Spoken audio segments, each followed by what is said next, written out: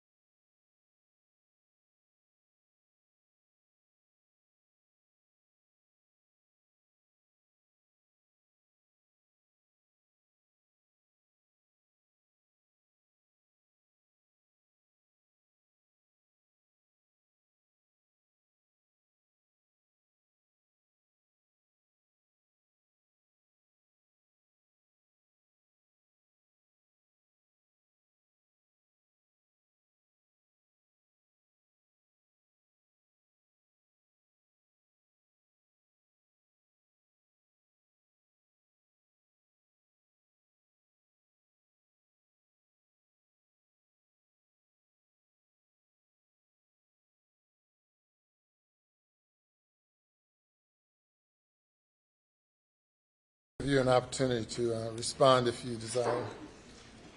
Your Honor, again, the court has ruled. I don't think I need to address it any further. Yeah, when a defendant takes the stand and testifies, he has no right to set forth to the jury all facts which may be favorable without exposing himself to cross-examination. Whether or not a defendant testify is solely the right of that defendant. The court makes no recommendations pro or con. I have no role other than advising the defendant of his rights and to ensure that he understands his rights so that he will make an informed decision with regard to testifying after consultation with counsel and anyone else he might want to testify, consult with. Do you wish me to engage in that colloquy at this time with Mr. Murdaugh? Your Honor, I think it would be good for you to engage in that colloquy now. We have one short witness before he would testify, if he continues to want to testify. All right. Mr. Murdaugh, if you'll come forward and stand in front of me, and Madam Clerk, if you will swear him.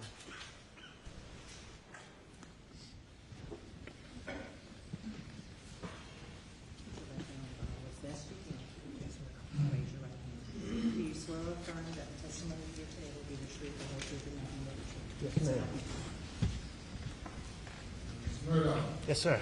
Good morning. Good morning. At this time, I'm going to explain to you certain of your rights. If you do not understand anything I say, please let me know, and I will explain it in greater detail. Do you understand? Yes, sir. Now, we have now reached the stage of the trial in which you are presenting your defense. And you have the right to claim the protections given to you by the Fifth Amendment to the Constitution of the United States. This amendment states in part that no person shall be compelled in any criminal case to be a witness against himself. And this means that you cannot be required to testify. You do, however, have the right to testify on your own behalf. However, no one can make you testify. Whether or not you testify is a personal right, and no one can waive this right except you. If you decide to testify, you will be subject to the same rules that govern other witnesses, and you may be examined and cross-examined on any relevant issue in this case.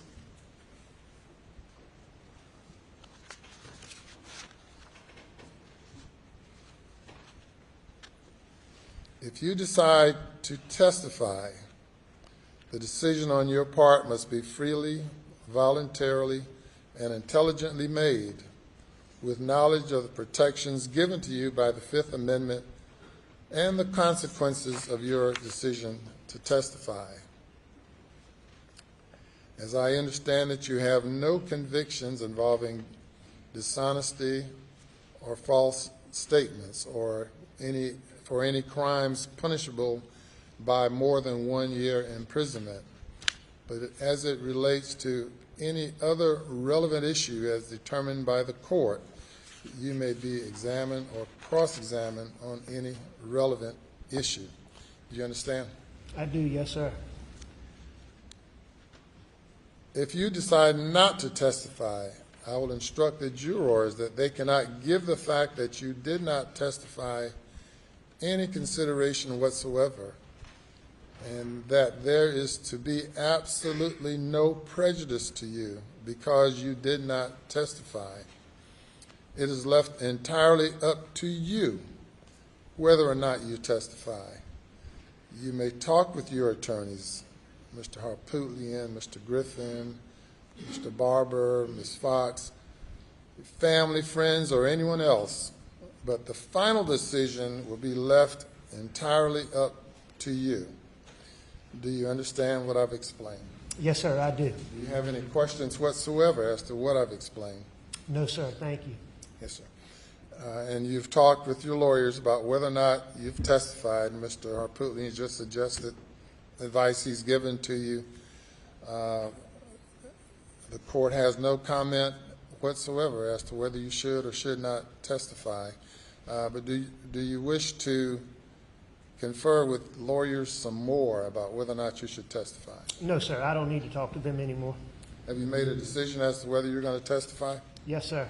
All right, and what is your decision? I am going to testify. I want to testify. All right, very well, thank you. Thank you. Thank you, Your Honor. Your Honor, we'll have one short witness before Mr. Murdaugh. Very well.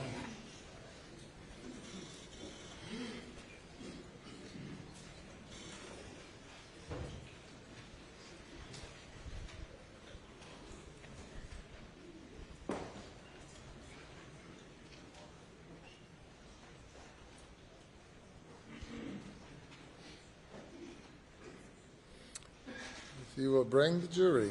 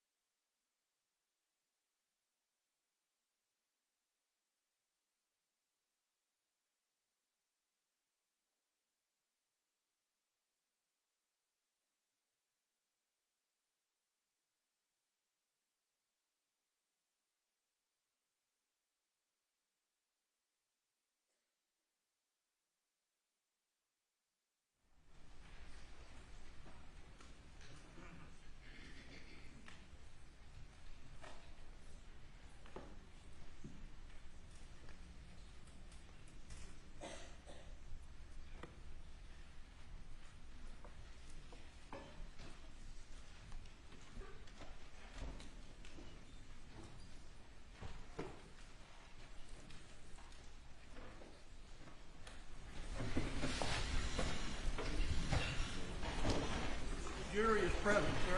Sir, thank you. Good morning. Day number 23. The defense's case, you may call your next witness. Your Honor, the defense calls Mallory Tuten.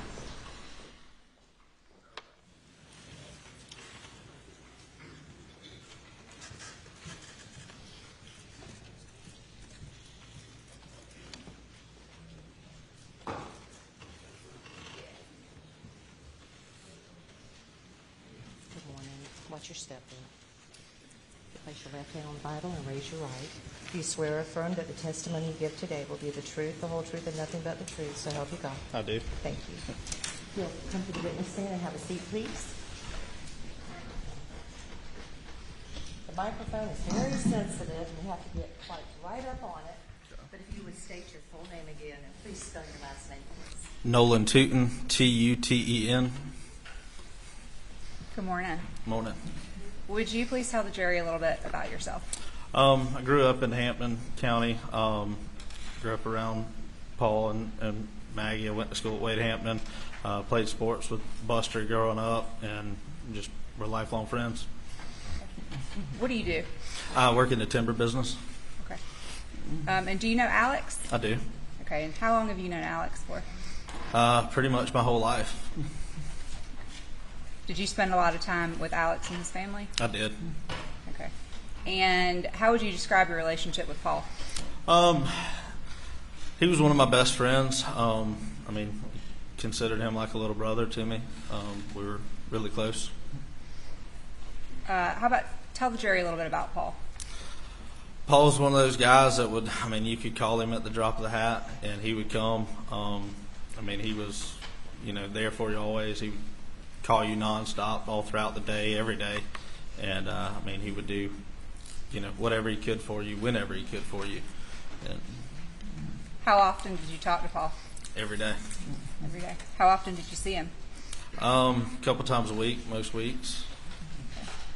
And when you saw him, where would y'all be?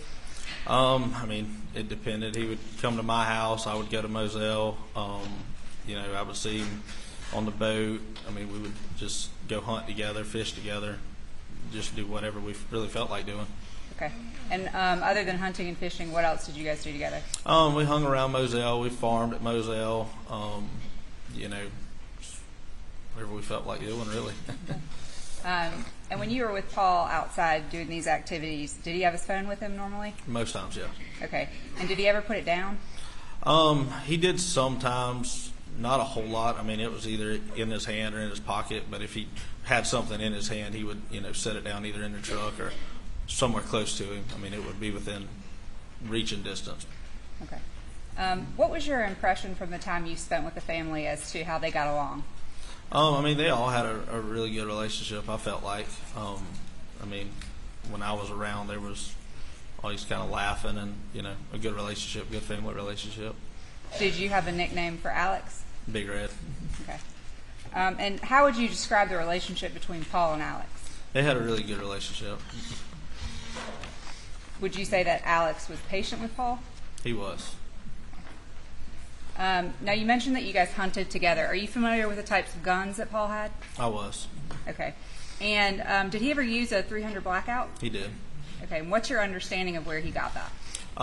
Buster and Paul got two for Christmas one year. One, Buster had a black one, Paul had a tan one, and they were at Moselle, and then Paul's went missing or, you know, got stolen, whatever happened to it, and then there was just a black one at Moselle that we used more or less. Okay. When you were at Moselle, what did you do with Paul?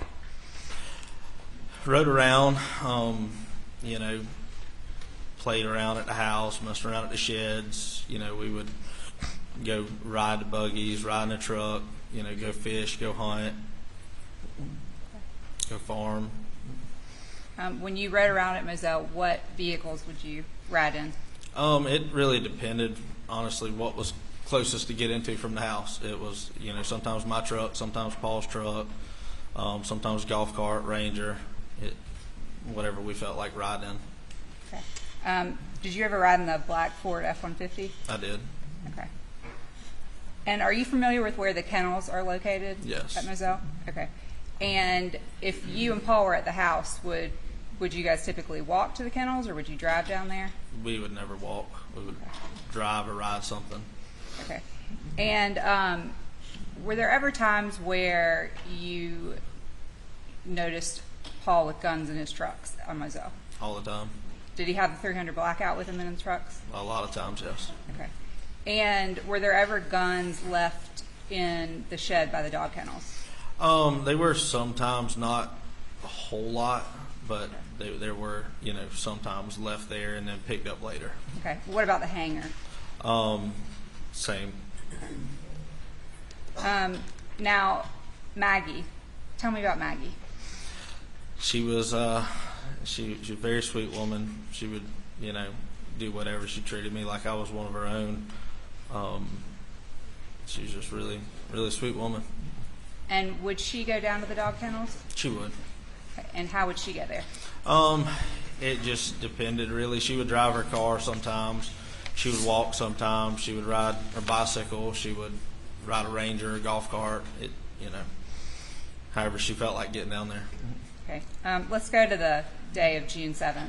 So, Walk me through that day. that morning I got up and I talked to Paul either over the weekend or Friday or one of those days when we had talked about CB had sprayed the sunflowers. And so I'd gone out to Moselle that morning and rode by the sunflowers to see if they were actually dead yet or not, and I noticed that they were dead.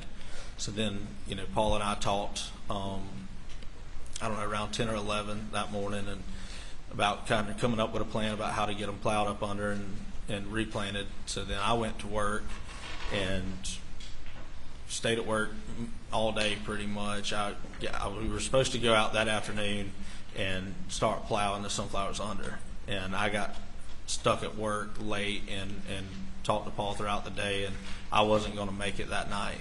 And then, so I went home after work, and then I got the call around 10:30 or so, 11, sometime around there, and came back to Moselle, and you know, everything had happened.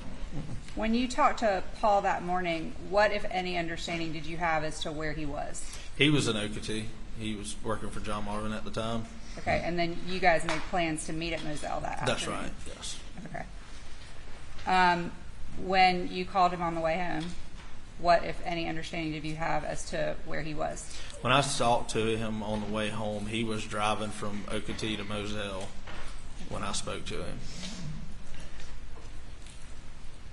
Where were you when you got the news about Maggie and Paul? I was at home. Okay. And did you go to Moselle? I did. Okay. Did you see Alex? I did. How would you describe him?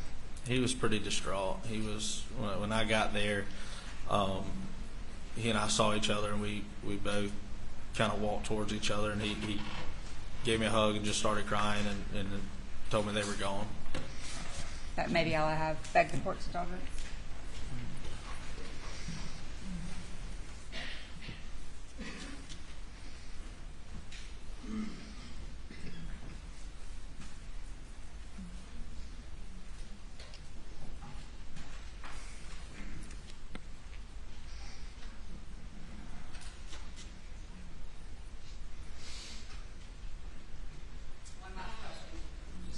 Clarification. Your plans to meet up with Paul on June 7th, Right. was that plan to address the issue you had seen in the with sunflowers? That's right. Okay. No further questions. By the state.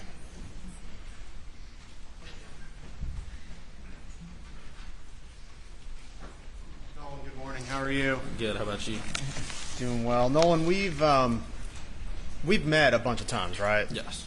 Prior to trial, we've met in Colleton, we've met elsewhere. We've had quite a few conversations, is that fair to say? We have. And you've had a lot of conversations with law enforcement also. They were sometimes there at the meetings. Yes. You were as close a friend as Paul as there could be. Is that fair to say? I feel like that, yes. And I just want you to say again, he was the kind of guy that if you needed something in the middle of the night, you could call him. Yes. Was he going to be there for you? He was going to come. Flat tire side of the road, Paul's there for you. He was there. You also, I think, and Maggie, I think you referred to her as a second mom. I did. Kind of, they adopted you into the family. You were treated like one of the group. Is that fair to say? That's right. And what year did you graduate high school? 2014. And what year was Paul at Wade Hampton? He didn't go to Wade Hampton. Oh, what year was he graduating high school? Sorry. I want to say 17, maybe 17 or 18. So you were a little older than Paul. That's right. He was the same age as my younger brother, Nate. And your younger brother, I know we already heard, we saw, it's Nathan too, That's right, yes. And he testified previously in this trial. That's right. So your years in high school would actually align with Buster's. More Buster's, and Paul was a little younger. That's right. I think you mentioned that Paul was an avid cell phone user. Is that fair to say? That's fair. He used it all the time. Yep. Which may be part of the reason why he was so responsive when you needed something, because he always was there to answer the call or respond to a text. Is that That's fair right. to say? Yeah. Do you consider yourself someone that has a fair amount of knowledge about firearms? I feel like it, yes. Are you an avid hunter? I am. And you've had a lot of experience with firearms yourself? I have. And a lot of experience with the family's firearms? Yes, sir. Gain kind of a knowledge of what people tend to use or favor? Yes, sir. And is it fair to say that, well, first, before we go there, let's talk about the 300 blackout. Paul's 300 blackout, I think you just testified to that they received as a Christmas gift. Right. Now, Buster's, when they received it, Buster's 300 blackout was what color? It was black. And Paul's 300 blackout was what color? It was like a sand color. Okay. And you, hanging out with Paul, and I'm going to talk about somewhere in like 2017, 2018, did you go to a Halloween party with Paul? We did. Did you actually ride with him? From my recollection, yes. And it wasn't uncommon for Paul to have his kind of favorite guns in the car with him. Is that fair to say? That's fair. And on this occasion, when you went to this party, did Paul have that 300, his tan 300 blackout with him. He did. But this is back in like 2017, 2018, It was a while ago, yes, sir. before COVID. That's right. The new designation, before That's right. COVID, after COVID. And tell us what happened. What happened that night? I mean, we were at a Halloween party, and we had been around Moselle most of the day, and, you know, we left, and then later on, the gun was gone. The gun was missing, whether, you know, whatever happened to it, you know, it was, we no longer had it. So it was there before you went to the party, and then y'all come back, and it's out of the car. That's right. Now this was a really nice rifle, right? It was. It was a fairly expensive rifle, and the scope on it is a very expensive scope. That's right. So it wasn't like it was misplaced. It was. Do you believe it was stolen? I believe so, yes.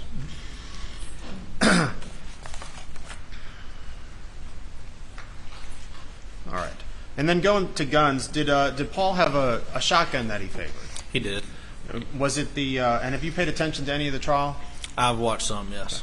And is it, without going ahead and rooting through the guns, is it that camo in color Benelli Super Flag Eagle 3 that the state has in evidence? That's right. That's Paul's shotgun? That was the one he favored the most, yes.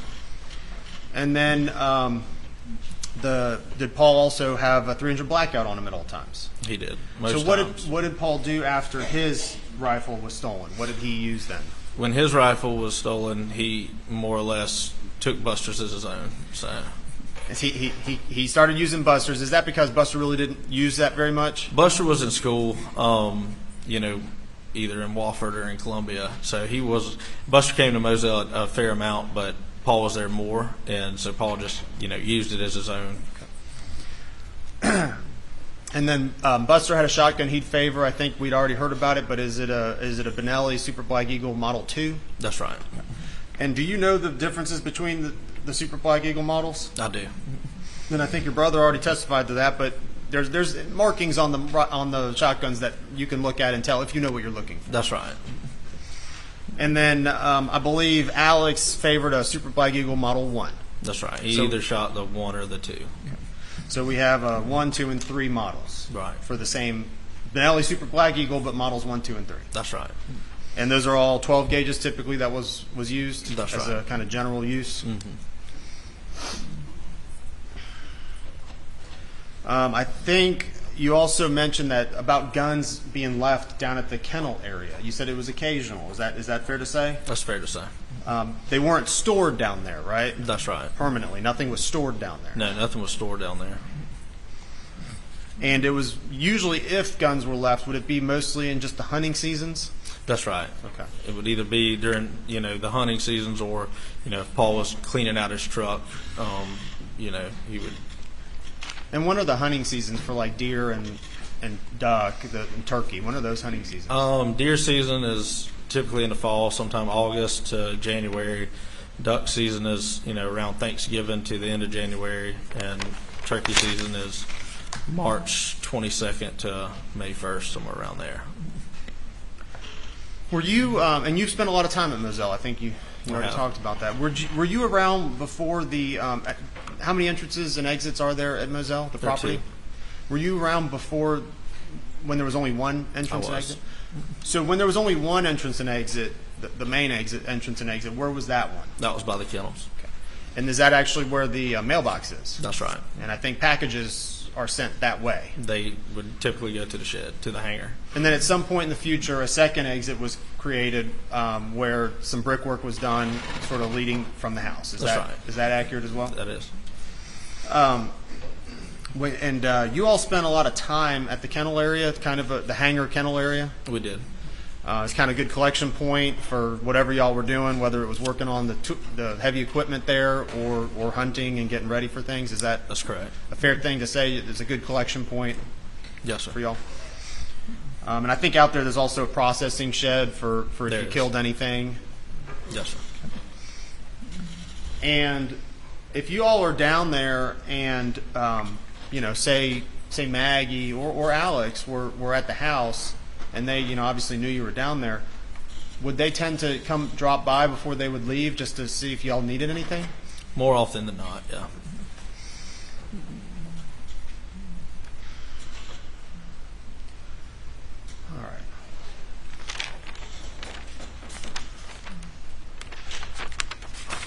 And knowing Paul as well as you do, is it, and we've heard a lot about him, is it fair to say that he had a lifestyle that was just fairly unpredictable?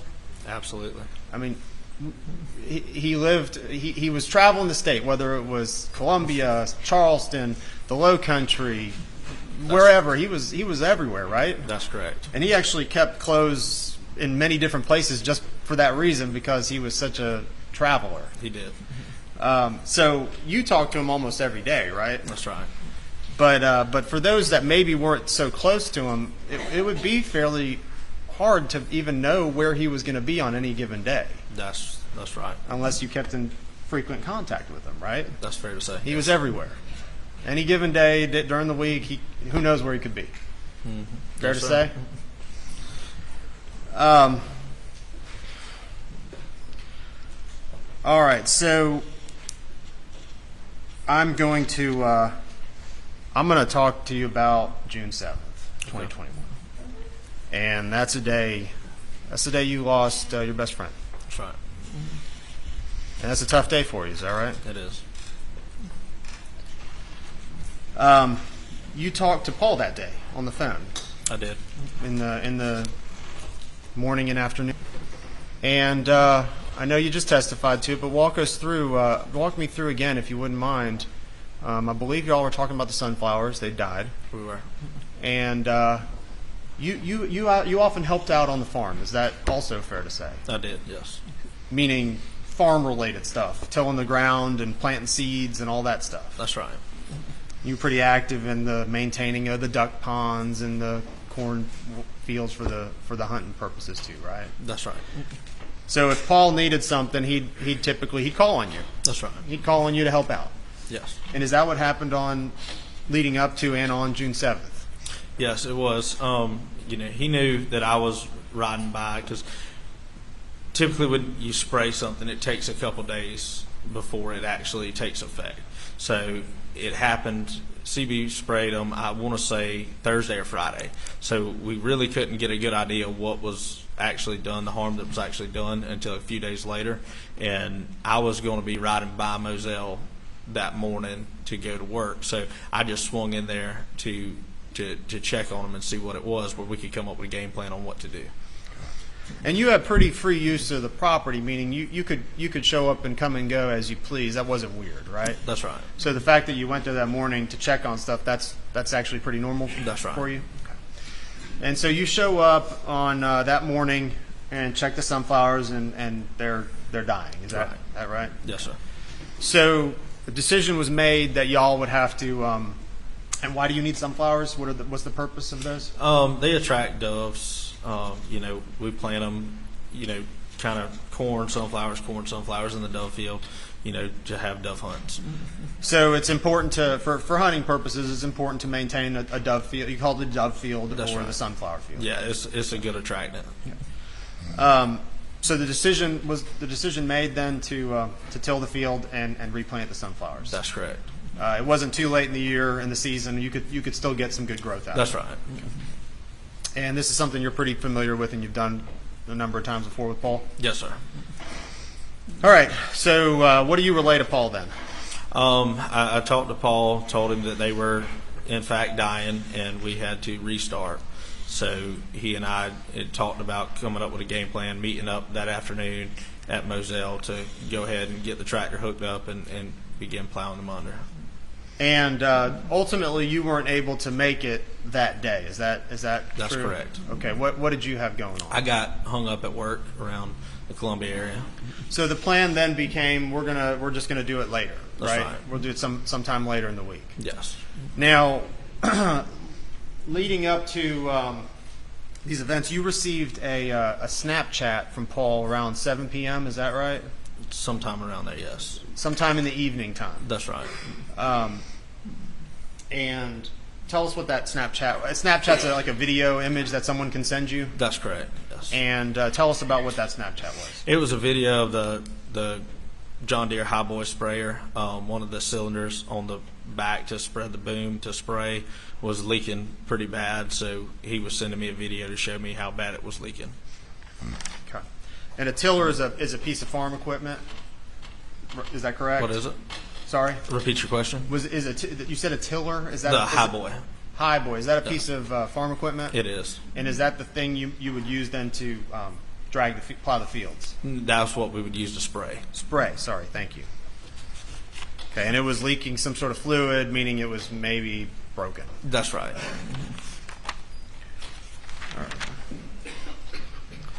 All right. Now you've in all the times we've met, the number of times, did you have a chance to listen to what we call it, kind of the kennel video? I did. And did you, when listening to it, did you identify the voices on that video? I did. Having known the family, what voices did you hear on that video when you Paul heard and it? Miss Maggie in it, Mr. Alec.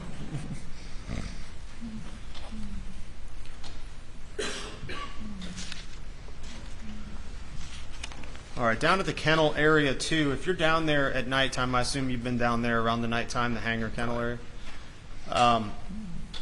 It's actually fairly well lit area if the lights are all turned on. Is that That's true? correct. So not only is there the hangar lights inside the hangar, but then there's lights on the outside of the hangar as well. That's right. Is that true? Yes. And is it true then also that the kennels have lights, both fan lights and overhead lights? That's correct. So if you're down there in the middle of the night, even though there may not be any, street lighting or anything like that, the kennel area and the hangar are all brightly lit with like fluorescent lighting. Yes, sir. And would you be able to see the lighting if you were at the Moselle house? Would you be able to look down if it's nighttime? Would you be able to look down and see the well lit area? You could, yes.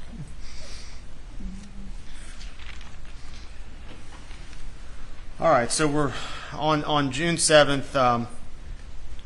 What's the last communication you have with Paul? That phone call. And Phone you call go to and bed. the Snapchat. Sorry, go ahead. The phone call and the Snapchat. And you then go to bed that night thinking it's just any other night. Is that right? That's correct. And I think you testified to it, but you were woken up at what time? It was around 10:30. Between 10:30 and 11, my mom had called me, and she had heard something had happened at Moselle, so I tried to call Paul and text Paul and didn't get a response, so I got in the truck and rode over there as fast as I could. And at the time, were you living fairly close by? I was living closer to Alameda. It was probably a 20 to 25 minute drive to Moselle. When you arrived at the scene, what entrance did you go to initially?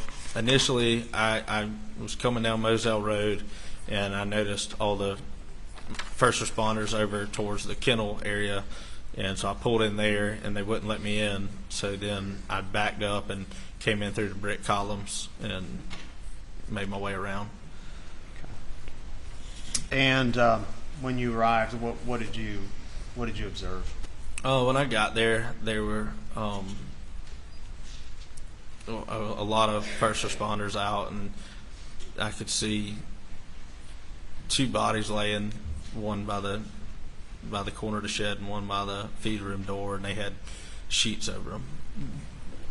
And by the time you arrived, law enforcement had already cordoned off the area. They had.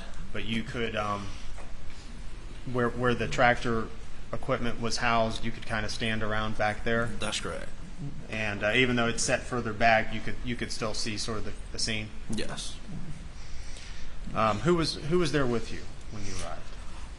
When I arrived, it was myself, Alec, Randy, Ronnie Crosby,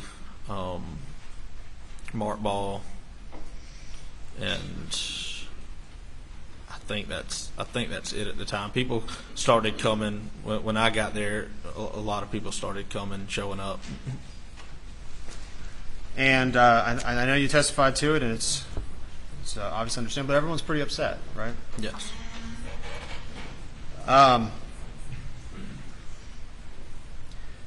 And when did you have a chance then to interact with Alex? I did. And is he here today? He is. Is he sitting at council table right there in between his lawyers? He is. And I think you said you hugged. Is that right? We did. And what thing did he repeat to you twice? The boat wreck. The boat wreck. The boat wreck. That's the thing he said to you. That's right.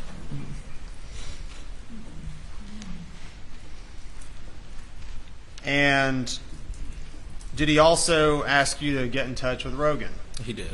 And you know Rogan Gibson. I do. Friends with him as well. Yes, sir. So the two things he says to you there is, two of the things he says is the boat wreck. I think he said the effing boat wreck. Is that right? He did. And get in touch with Rogan. Yeah, it was a little while later, but yes, he asked me to call Rogan. Okay.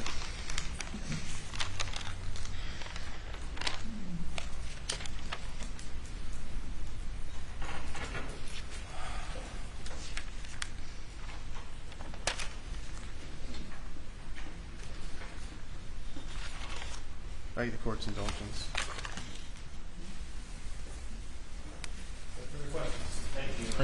Redirect.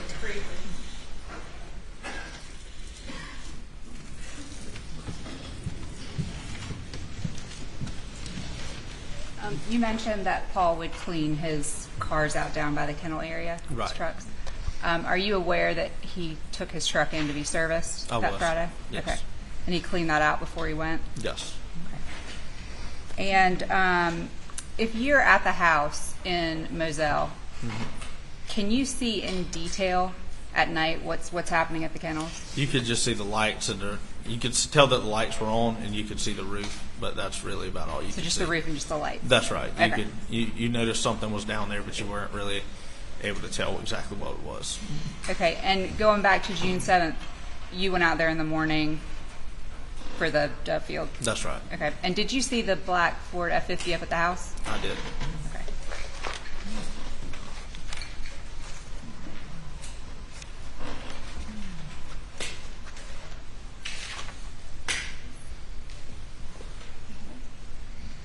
Thank you. No further questions. Thank you. Nothing else, Your Honor. All right, thank you. You may step down.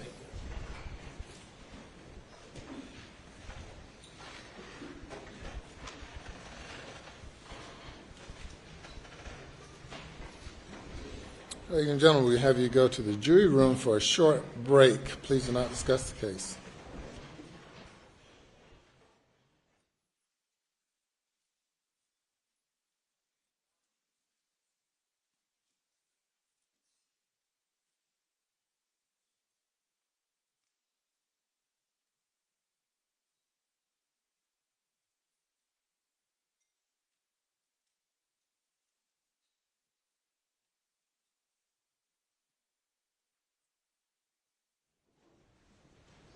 Everyone, be seated.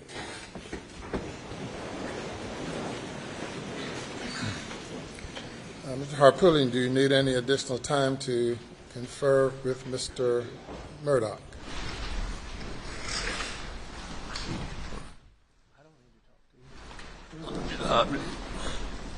He indicates he doesn't need to talk to me. It hurts my feelings, but we don't need any break. However, Your Honor, he does need to visit the restroom before we start this process. All right, we'll take a recess about 10 minutes.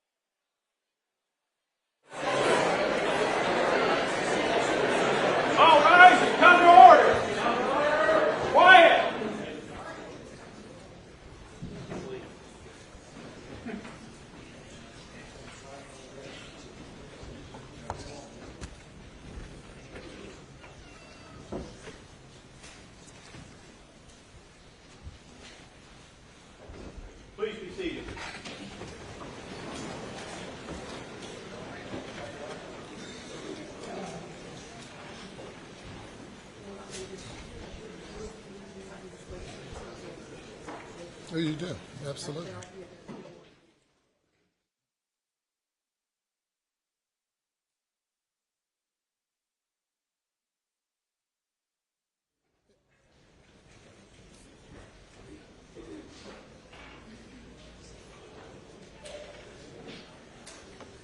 You may bring the jury.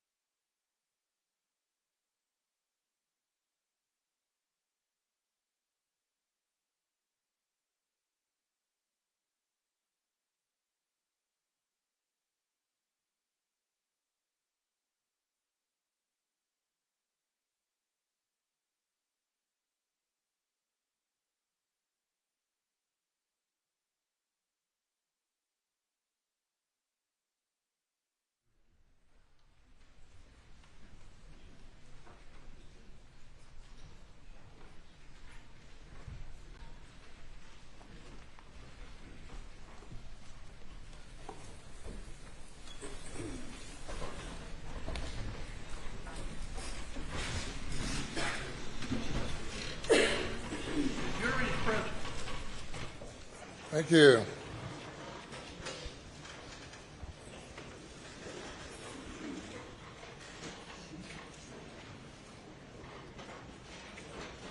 Ma'am, you will not be able to sit. You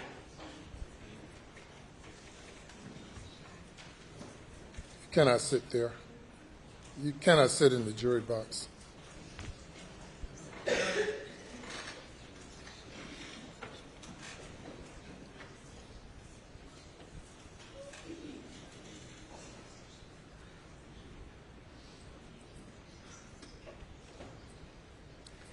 You may call your next witness.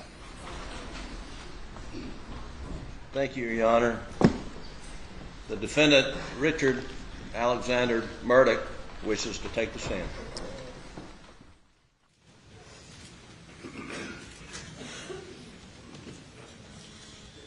Watch your step. Yes, ma'am. You'll place your left hand on the Bible and raise your right. Do you swear or affirm that the testimony you give today will be the truth, the whole truth, and nothing but the truth? Yes, ma'am. Thank you. You'll have a seat on the witness stand. Adjust that microphone. And if you don't mind stating your full name again and spelling your last name. I'm Alec Murdaugh, M-U-R-D-A-U-G-H. Good morning.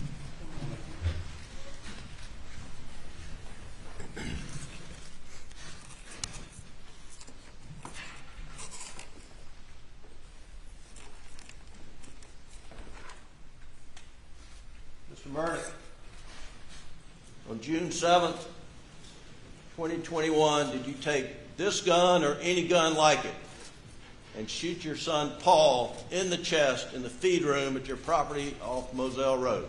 No, I did not. Mr. Murdaugh, did you take this gun or any gun like it and blow your son's brains out on June 7th or any day or any time? No, I did not. Mr. Murdaugh, did you take a 300 blackout, such as this, and fire it into your wife Maggie's leg, torso, or any part of her body? No, I did not. Did you shoot a 300 blackout into her head, causing her death? Mr. Griffin, I didn't shoot my wife or my son anytime. Ever.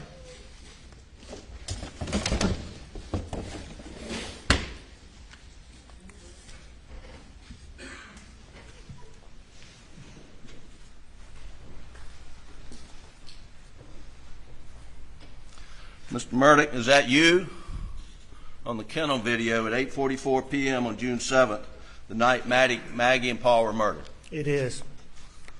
Were you, in fact, at the kennels at 8:44 p.m. on the night Maggie and Paul were murdered? I was.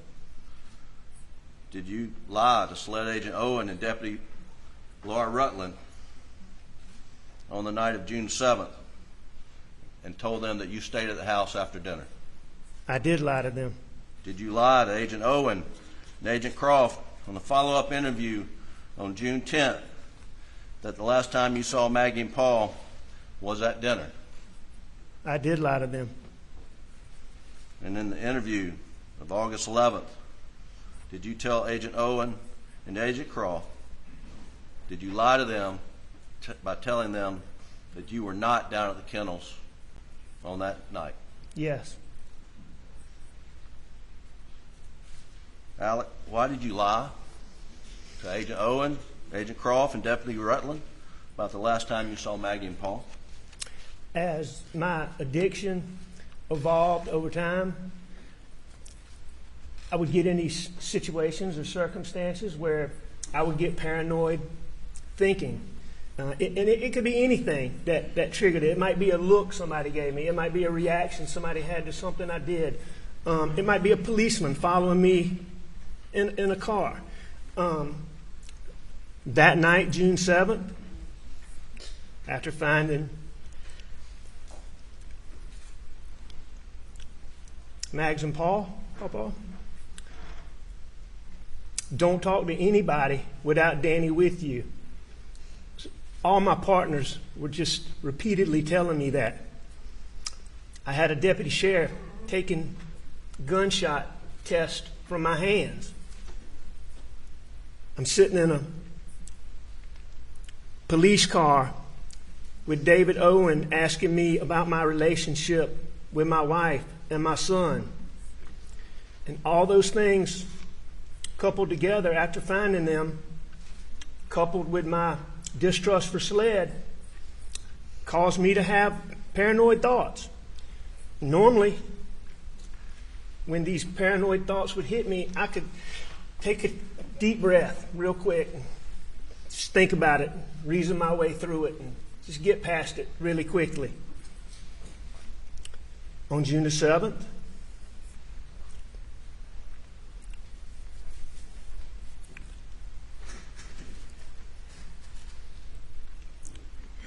I wasn't thinking clearly. I don't think I was capable of reason. And I lied about being down there. And I'm so sorry that I did.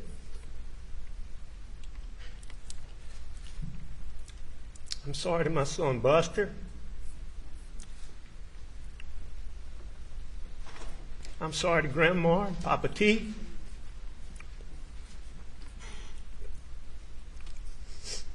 I'm sorry to both of our families.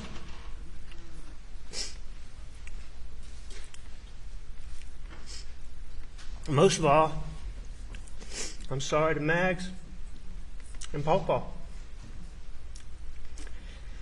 I would never intentionally do anything to hurt either one of them.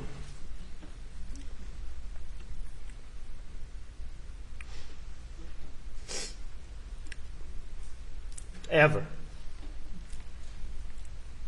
Ever. Did you continue lying after that night? Did you not? But once I lied, I continued to lie. Yes, sir. Why?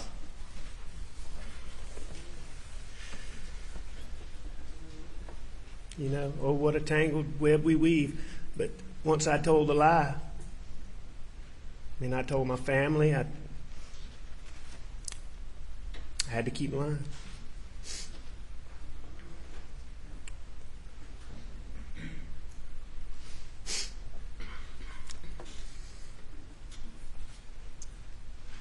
Alex, tell the jury what happened on the evening of June 7th, starting when you met with Paul. I'd been at work that day, a fairly normal day. You mean start in the morning, or? Sure, start in the morning. It was just a regular morning. Maggie was leaving to go out of town. She was going to a doctor's appointment, and she had some stuff to do at Edista, where she was having some work done on our house at Edista. But Maggie was there that morning. She went to leave, and she told me she was doing these things. I always asked Maggie to come back home and stay with me. But anyway, Maggie had left. She did her thing. I went to work, did work. I learned from Paul that... Who's Paul? That's Paul, my son Paul Murdaugh. And your name for him was Paul? Yeah, we called him Paul. Okay, go ahead, I'm sorry. And Buster, Maggie, I called him Paul or Paul Terry, but Mags called him Paul, Buster called him Paul. A lot of people called him Paul. But anyway, I learned about I'd known that CB, the guy that worked for us, had sprayed the sunflowers. I knew about that, but I'd been out of town. I didn't know they were dead. Paul let me know they had died. So we had to replant the dove field. That's our dove field, which the dove field's just a big it's a big social part of having property. People would come, and it's just a social big part of it. So the Dove Field was a big deal.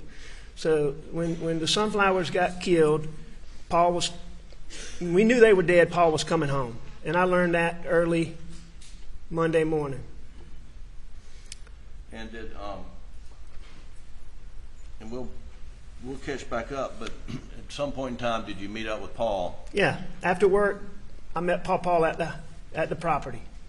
And we're going to backfill and talk about more of the day, but I just want to focus in on that evening right now. Okay. When Paul gets to the property, what do y'all do?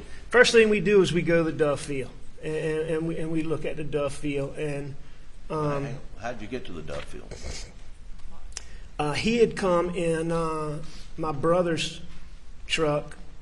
We got in my son Buster's black pickup truck. We called it Buster's truck, or the black pickup truck. You've heard it called too, but I call it Buster's truck.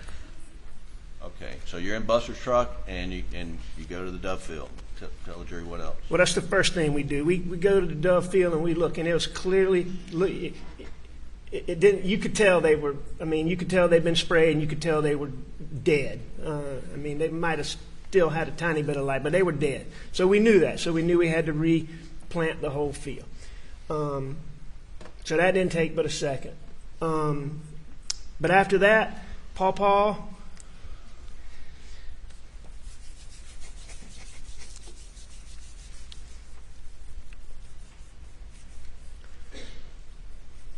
We just rode the property. We spent time together. We rode around and we spent time together on the property. Did you go to the duck pond? Oh yeah, we went to several food plots. We went to Single Oak Stand, we called it, which is across the road. I know we went to the Bridge Stand. We went to the duck pond where we stayed for a minute, and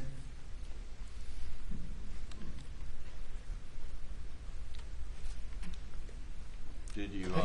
I can remember the duck pond specifically because I had helped Paul plant the Dove Field and the corn in the Dove Field. So sunflowers, corn, and I had helped him plant the corn in the Dove Field. Paul had planted the duck pond by himself, and he's making a really big deal to me about how much better the corn was doing in the duck pond than it was in the Dove Field. We stayed there for a little while. We were at the cabin for a little while. We rode around the cabin looking at it. No, cabin is what? That's it's just a little small. It's truly a cabin. It's a 4-room structure. It's got a little living area, a little kitchen, and it's got 2 little bedrooms and 1 little bathroom. And that's what you've heard talk about, where the kids stayed some summers. And is that what the jury's seen from some overhead pictures? It's right there on Moselle Road. Yeah, it's right up on Moselle Road, and it's very close to the driveway that goes to the shop and the kennels. Did you spend any time at the shop, you think? Oh, yes.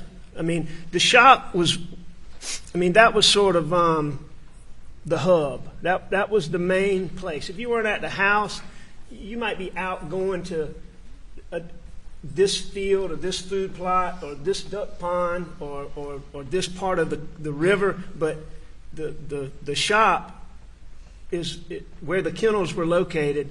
That was... You were always there. Something was always going on there. You're always doing something there. That's where all the tools were. That's where all the equipment was kept. That was the main hub. Right. And so we were there that day. There was a point in time where we unloaded a bulldozer that had been on a different part of the property. It was on a trailer. We unloaded it and sprayed it down real quick. That was just one of the many things we did that day. One of the things the jury's seen, Alec, is a Snapchat video of you and doing something with a tree. Do you remember that? Oh yeah. And so what was happening there? That's just part of when we were riding. That particular location where that was is at a food plot that we called sawtooth oaks, and it was named that because there were some sawtooth oaks that were planted there that you can't see in the picture. But what that tree is, at all these food plots, there's an area where it's not as big as a field, but it's like a field where you plant vegetation for wildlife. Like it might be cowpeas or soybeans, but you plant, and then there's a feeder to attract deer. Then we planted these little fruit trees on these stands, and what you see me doing is fooling with a fruit tree that I'd been tending to. It had fallen over. I had straps on it. I had strings on it that were holding it up. One of the strings popped. I undid the other string, and it was falling over, and Pawpaw was laughing at me trying to get it back upright. And it was just a fruit tree that I'd been dealing with for years, and it wouldn't stand up straight. And were you and Paul having a good time at that point?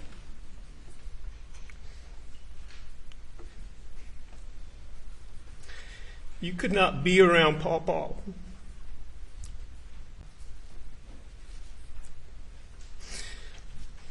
You could not be around him and not have a good time. Were you close to Paul?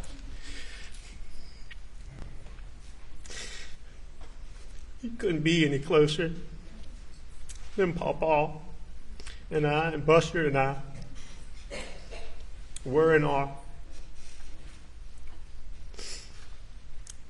He's just wonderful. Wonderful. And it's one of the things you enjoyed doing together was just riding the property? I love doing anything with Pawpaw. It was an absolute delight. But yeah, one of the things, Paul's passion. Paul was passionate about a lot of things, but that property was really a passion of his. He loved to work it. He loved to work the fields. He loved to work the food plots. He loved to hunt. He'd work on the roads. He would work on all of it. He would work on the structure. He worked on the whole property. It was his passion. So on the evening of the 7th, jury's been inundated with data from various different sources, but sure, just ballpark. Can you, knowing what we know now after reviewing everything, but roughly when do you remember Paul getting there and you getting there and starting to ride the property? Now that I've had the benefit of seeing all of these records, Pawpaw got home, I believe, a little bit before 7 o'clock. And I got home a little bit before him. I think the details had been that I got home around 6:42 or 6:45 or something like that, and Paul got there very quickly thereafter, and then by 7 o'clock. So you rode the property for a while. Do you remember when Maggie arrived? Yeah, it was later than that. It was 8 or after 8. I think it was after 8 and looking at the records. A little bit after 8. And do you remember her arriving or where you were when she arrived? I believe that I was at the shop when she came through, which would not be unusual for her, having been away. If Blanca had gotten the mail or somebody had gotten the mail, maybe not, but if somebody had not gotten the mail, it would be perfectly normal for her to pull through there. And I believe she did pull through there that day. And Paul and I were at the shop, I believe. And then what did you do after Maggie arrived? Maggie went to the house, and I know that. But shortly after, however I learned that Maggie got home, I went to the house when Maggie got home, and I left Paul at the shop.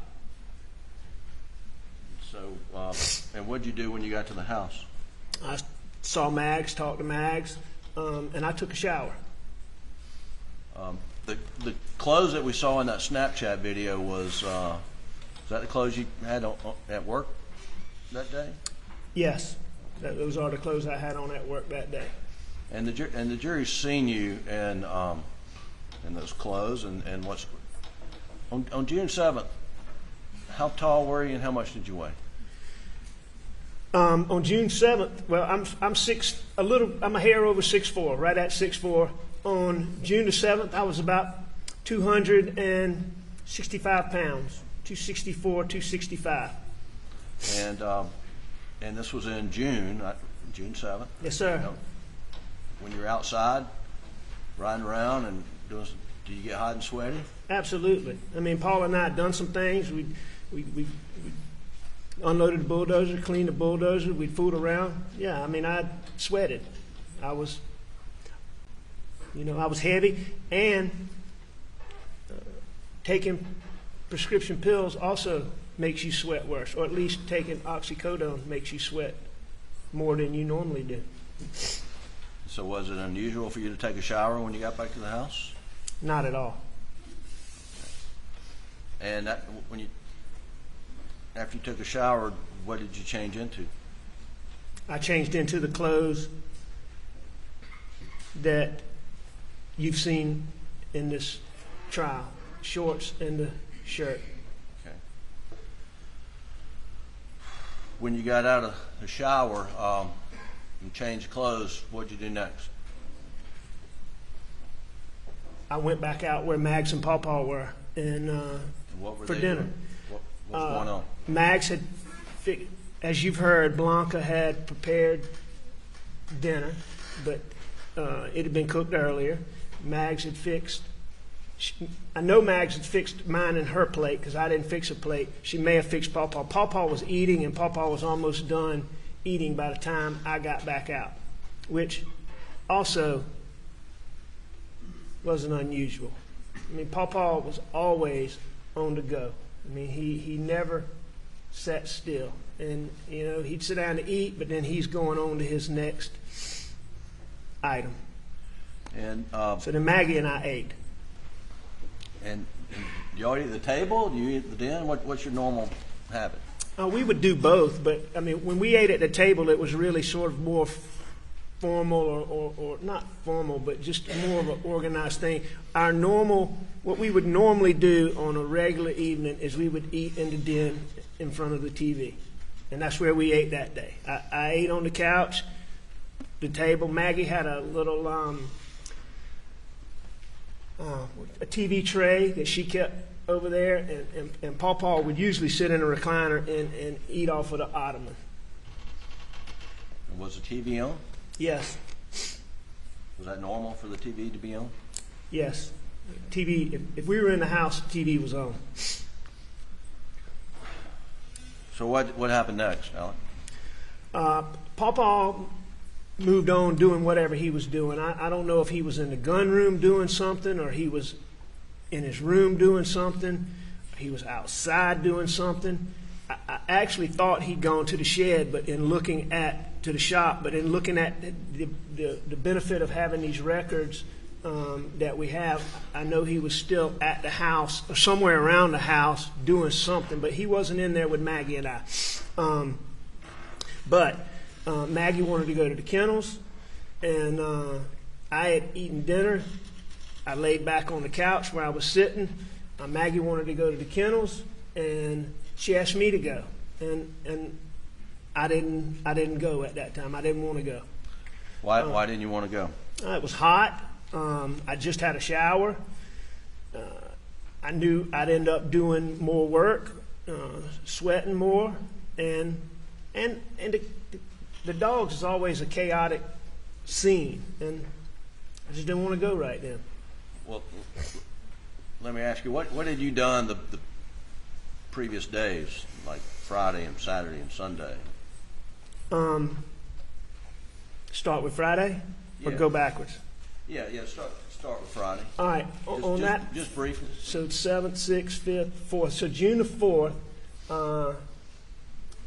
my dad was in the hospital in Savannah, Georgia, at Memorial Hospital. And I went down to visit him Friday afternoon, and I stayed with him in the hospital. I spent the night there. You know, he was real sick. I mean, he was having a hard time. Did you get much sleep Friday night?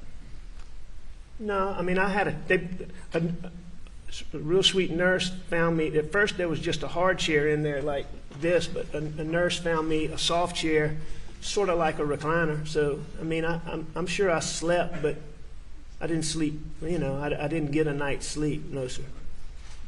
And then Saturday and Sunday? Saturday, we had plans with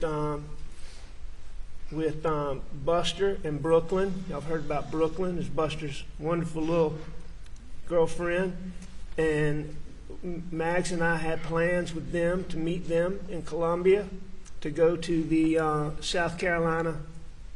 It was a regional baseball tournament. And South Carolina was playing Virginia, I believe. So when I got back from Savannah and met up with Mags,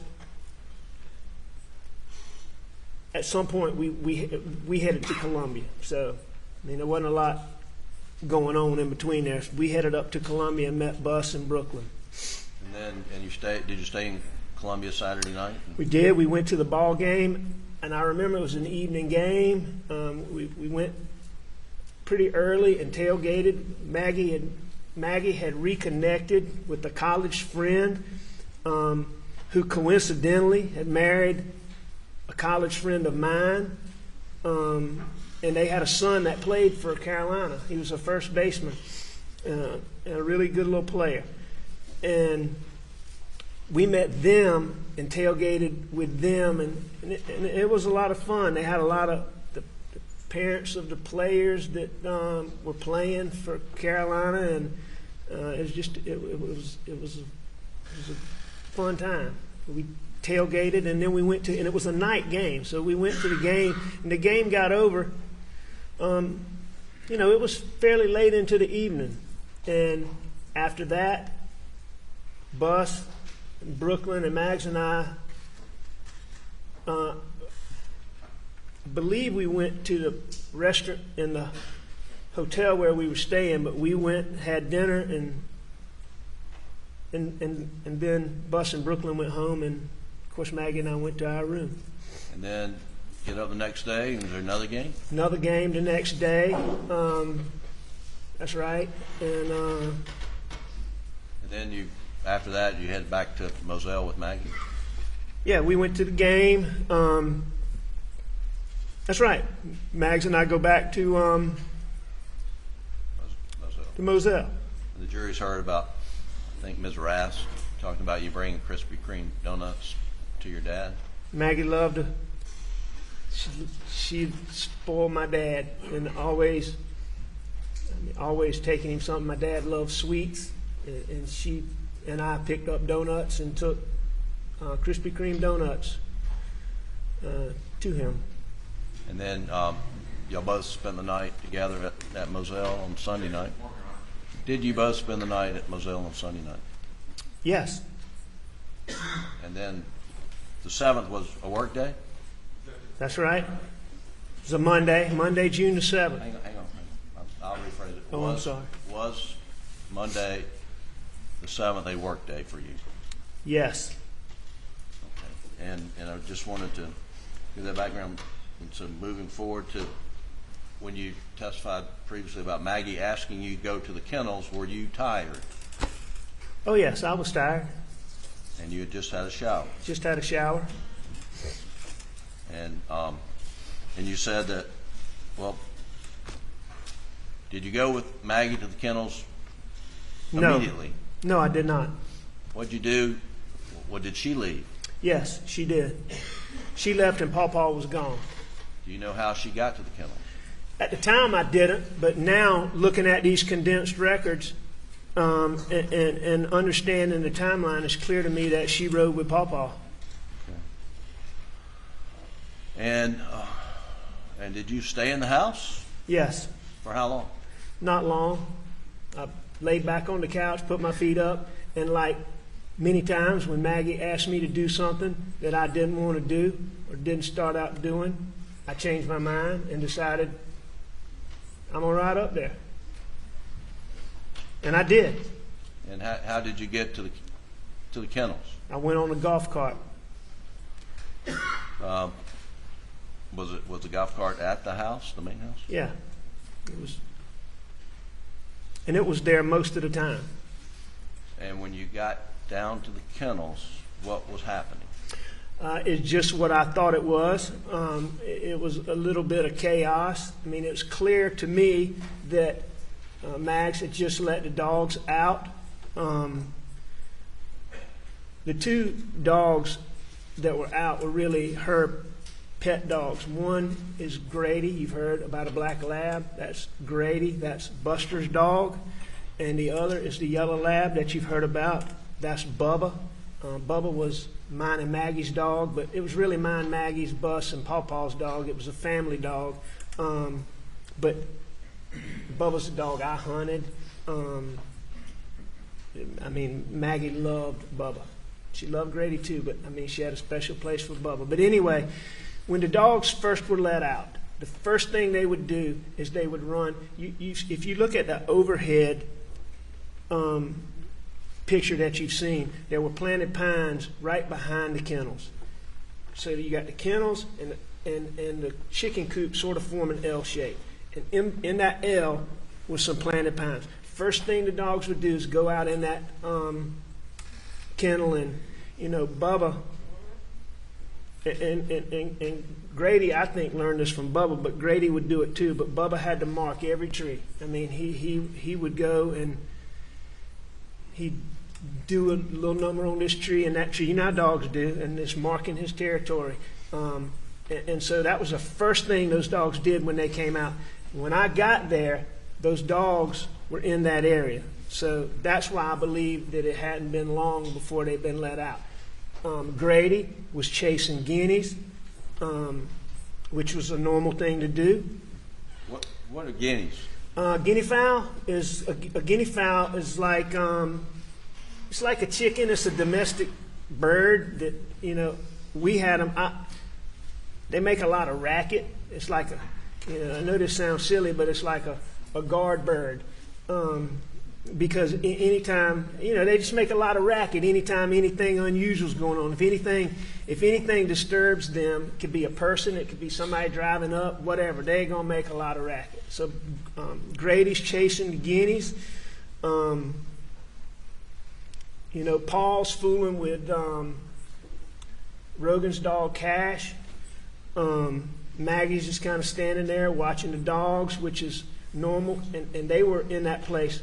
As the dogs are out longer, they branch out more. But at that point in time, they were right there. So that told me they hadn't been out a long time. Bubba catches a chicken. I'm talking to Maggie for just a short time before Bubba catches the chicken. I take the chicken. Put it when Bubba didn't chase, these dogs didn't chase the chickens to kill them, and they didn't normally kill them. They did kill them sometimes, but it was about the chase with those dogs, and they were proud when they caught one. You could just tell by the way Bubba would prance to you when he brought the chicken to you. He was proud that he had caught it, but he wasn't trying to kill it, and so most times the chicken wasn't dead, and that chicken wasn't dead, but a lot of times they would be stunned and they would be just real lethargic. So you had to take the chicken and you had to put it up somewhere where, the chicken could be by itself for a minute, and it would eventually, usually, come back to normal and go on about its, whatever a chicken does. Did you get the chicken out of Bubba's mouth? I did. I took the chicken from Bubba and I put it on top of that. Now we've seen this video of Paul with when I pulled up on the golf cart, Maggie was standing back sort of where the driveway would be. It sort of runs out at the feed room. Storage room's what we call it. It's been called the feed room. But it sort of ran out. Maggie was a little bit further up where she could see back in that angle where the dogs were. Paul was fooling with Rogan's dog back towards the kennel. If I remember when I first got there, Paul was more in the driveway, but then I knew Paul was in the kennel fooling with Cash, yes. But did I know what he was doing? I didn't know exactly what he was doing. No. Did you? I knew he was fooling with his. I knew he was fooling with his tail. Was Cash in the kennel when you pulled up? You think? Not when I first got there. Did Bubba or Grady have any collars on? Yes.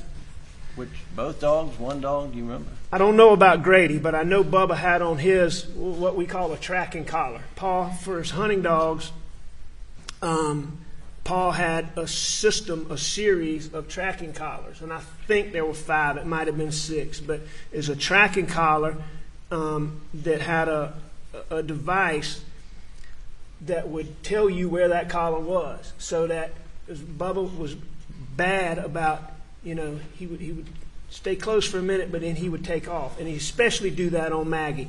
He would take off and run, and so he had on a tracking collar that if he did that, you could, you could know, okay, he's, a half a mile down here. It's not going to follow him, but so far, but it would follow a good long distance, so you could go get the dog if he ran off, which Bubba frequently would do, especially when it was just Mags and Bubba. And so Paul probably would have been the one to put that on Bubba. So you've got us where you've gotten the chicken out of Bubba's mouth and put it up on a doghouse or something?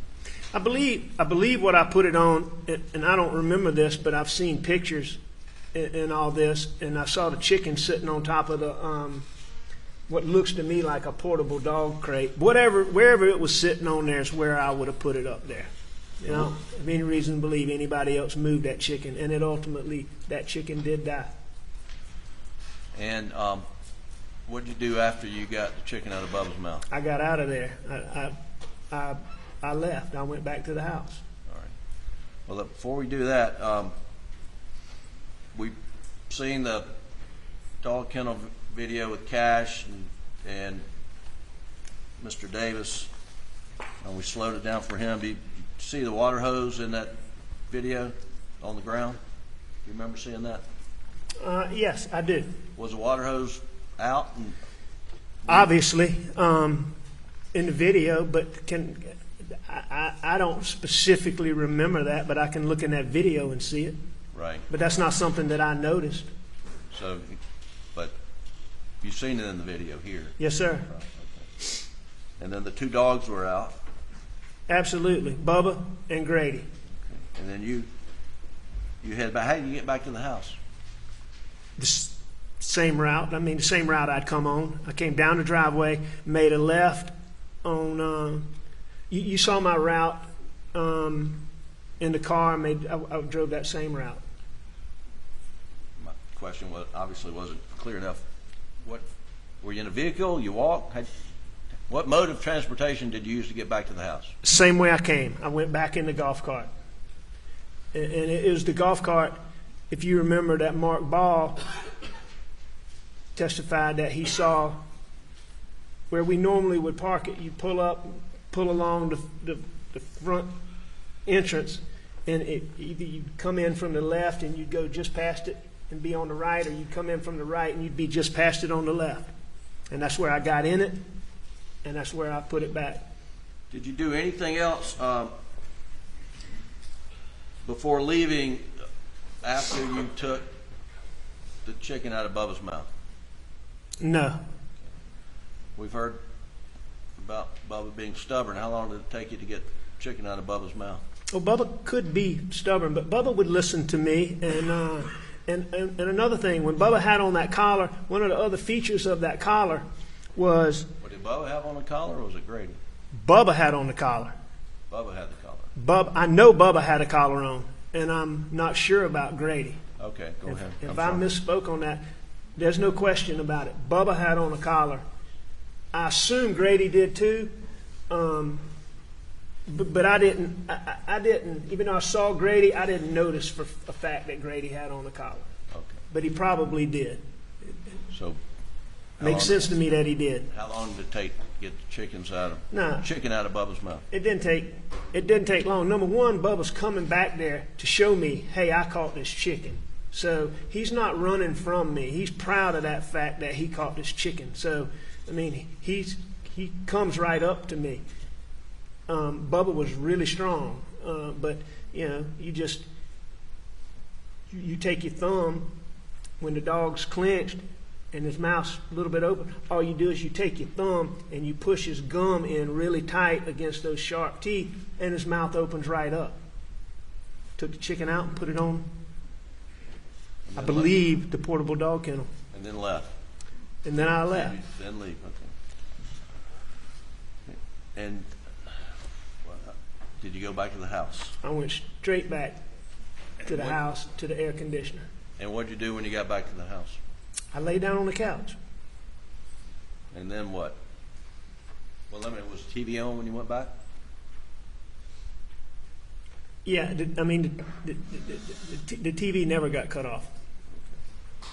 So you went back to the house, you laid down on the couch, and then what happened next? I'm not positive I dozed off for a minute or didn't doze off for a minute, but I got up off of the couch, and I made up my mind I was going to visit my mom. Had you spoken to Barbara Mixon earlier in the day? I did. I And, talked to Barbara most days. If I didn't see her, I talked to her. and what was your understanding of your mother's condition late on the afternoon of the 7th? She was agitated, which she got agitated when my dad, we were putting my dad in the hospital. I mean, he had a lot, over the 18 months, 2 years. I mean, my dad was in the hospital. He was in the hospital a lot. And my mom, I believe my mom knew when my dad wasn't there because, I mean, she would get agitated. I mean, that's just the only term you can think of. She'd get agitated. She'd cry a lot. She'd be fussy when she normally wouldn't be fussy. I know Alzheimer's patients are unpredictable, but I'm convinced she knew because it happened frequently. And Barbara Ann told me, your mom's agitated. You need to check on her. I gave her medicine. She's resting. So it wasn't anything urgent. But she's resting. So what Barbara would do, and Barbara could handle her better than, my mama. We all love Barbara. My mama loved Barbara. Barbara could get my mom to do things that nobody else, when she'd fuss for anybody else, including me or my brothers or my sisters, Barbara could get her, in order. And but Barbara had given her medicine and to settle her down and calm her down, and that would sometimes make her go to sleep for a little while. But then she'd be agitated when she woke up. So did you go check on your mom? I did.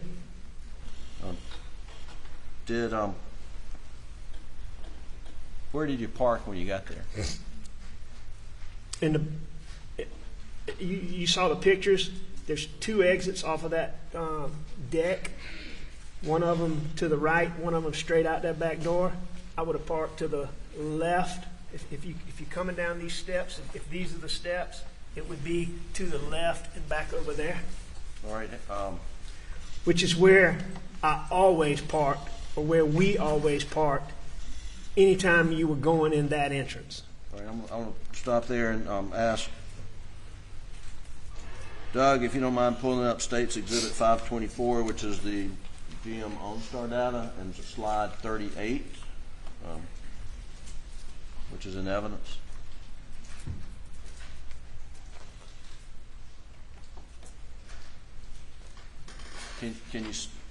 Can you see this the slide with those dots? Yes, sir. Alec? I can.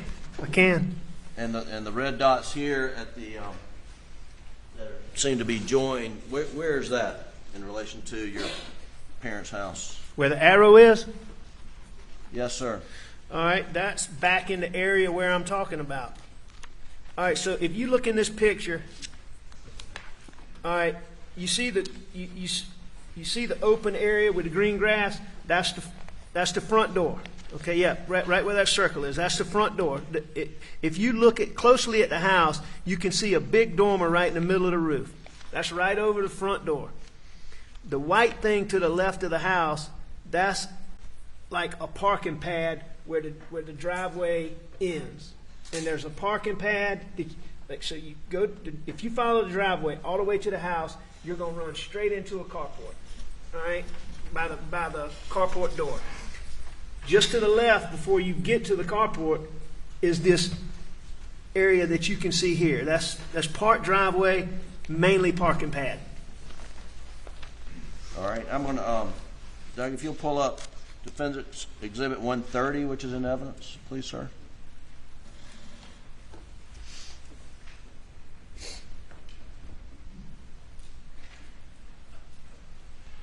Yeah. And from this photo, can you point out roughly where you parked that evening? All right, this is the entrance to the right that I'm talking about. There's an exit and an entrance right in front of that door that you see there. So if you came down those steps, walk to your left, would be down there would be where I parked.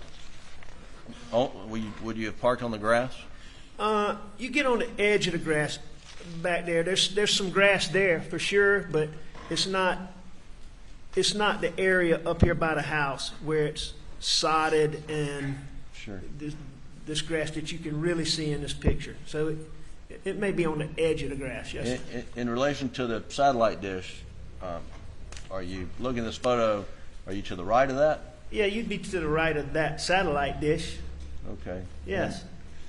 And I believe that satellite dish is right on the edge of the, there's a hedge, and like you see the, I don't know what you call it, a border, like a border where the grass ends and the flower bed or whatever it is starts. Right.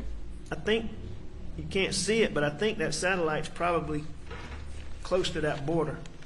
All right. Well, let's So it'd be to the let's pull right of another- that in this picture.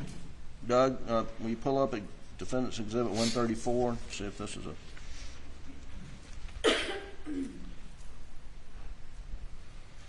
So Yeah. is the door that you're talking about? That's it. The stairs are those the ones where you would enter? Right. These are the steps that I used that night that we always used. And one of the reasons being is my dad, this door goes into what we call the breakfast room. The breakfast room leads right into the kitchen. And so straight through this door, all of the breakfast room is kind of to the left. That door goes straight through another doorway. There's no door there, but it's like just an opening. It goes into the kitchen. Immediately to your right of that entrance into the kitchen is the entrance into where my mom and dad's rooms were. So if you went through that door, you were in a little area that had my mom's closet, my dad's closet. A little bit further, you go into my mom's bedroom. If you went to the right, you would go. My dad and my mom didn't sleep in the same room at this point, but the bedrooms were, they were back to back. There was a door going from one to the other that was blocked, but it was there, and then there was a bathroom. So this is really the part of the house that at their age was getting used. So that's why you went in this entrance, because my mom and whoever was caring for her was always in her bedroom, which would be just on the other side of the room that has these windows that you see to the right. All right, those would be the windows for the room where my dad slept. Right. And then my mom's right on the other side. The kitchen's right there. This is the part of the house they were always in. And are you the only one that would pull up in the back like that? No. Is it common for your brothers and your sister to do the same? Oh, we all did it. I mean, we all parked in the same way. If you knew you were going to the front of the house, or if you knew there was a crowd there, or for whatever, you may park on the driveway, but if you knew under normal circumstances, my dad always stayed in the breakfast room where he had a recliner and a TV. That's where my dad always was. My dad never, you would never go catch him sitting in the den up front or in a living room. He just wasn't up there. He was in this room watching TV, or either he was on this back deck. And my mom was either in her room, which was just off of that, or she might be in the kitchen or the breakfast room. And when you got to the house, who was there? Your mother's house on the night of June 7th. My mom was there, and Shelley Smith was there. And what did you do when you got there? The first thing I did was I knocked on the door. The door was locked. I knocked on the door. Shelley didn't hear me. And then what did you do next? I called. Called what? I called my mom's house to let Shelley know I was there. Please come let me in. Okay. And is that the house phone that's been referred to? Yes. Okay. And did she let you in? Sure. And then what happened next? I went in and I visited with my mom. I mean, you want me to go into detail on that? Well, just briefly. Yeah, what'd you do? I went in the house. In my mom's bedroom, my mom had a bed that was where she slept in normal times. It was like, a bed with, the poles coming out of the corner, a poster bed that coming out of the corners. And she had a bed like that where she slept, but she didn't sleep there anymore. But it was in the room. It was a hospital bed. So when you walked in the room, her bed was to the right. Against the wall to the left was a hospital bed, like a single bed, but a hospital bed, and a TV. And then there was a recliner where whoever was helping her would usually sit. So I went in and I sat down on my mom's hospital bed. And I just talked to her for a minute. My mom was awake, and I held her hand. And What kind of condition was she in? her condition was not good at any time, but given her overall condition, she seemed to be doing pretty well.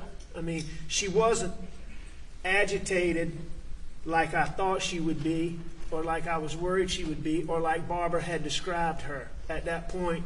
So she wasn't agitated, and I just talked to her. Anytime we talked to my mom, we always tried to be real positive and upbeat, and I just talked to her. I just talked to her, made sure she was okay. Did you stay seated on the side of her hospital-style bed, or did you move around? I stayed there for a few minutes. I stayed there and I talked to her more than just a few seconds. Right. And then, but I didn't stay there. She did look tired. So I got up and I went and I think I sat on my mom's bed for a minute to start with, and then I laid down on my mom's bed, which is, that's what I normally did when I went in there. There wasn't like a lot of chairs to sit in, and I just laid back on the bed. Now, when talked to Shelley, and we watched TV. Now, when you're talking about your mom's bed, are you referring to her regular bed? That's right. Not her hospital bed, not the bed she was in, but her bed, the one I was talking about with like posts. Right.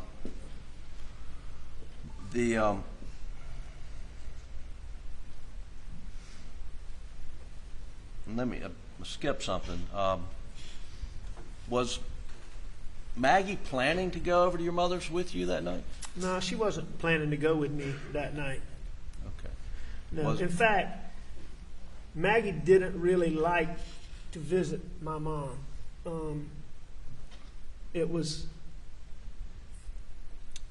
She loved to visit my dad, and she loved to spend time with my dad. And she spent a lot of time with my mom when my mom was healthy. But, by this point, my mom, she was a shell. She was a shell of her old self. And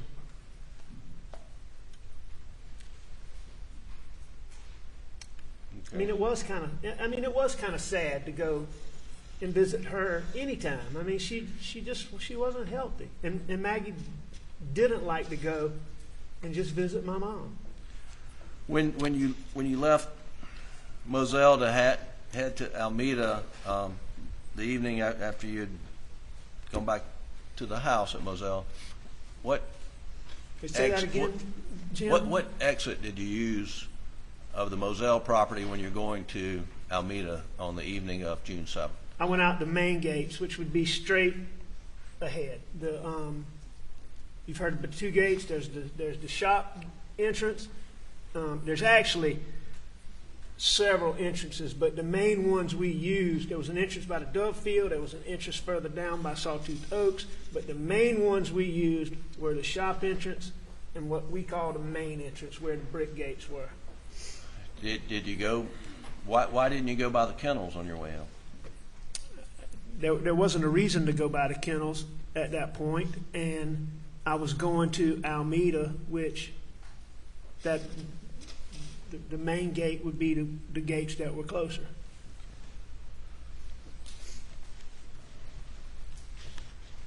Did you notify Maggie in some form that you were leaving to go to see your mom? I tried to call her. And did she answer? No. And what'd you do after that? I think I tried to call her again. And did she answer? No, she didn't answer. And at some point, I texted her after that. Well, the fact that she didn't answer on 2 times, did that concern you? At that time, Right. it didn't concern me at all. Number one, she was with Paw.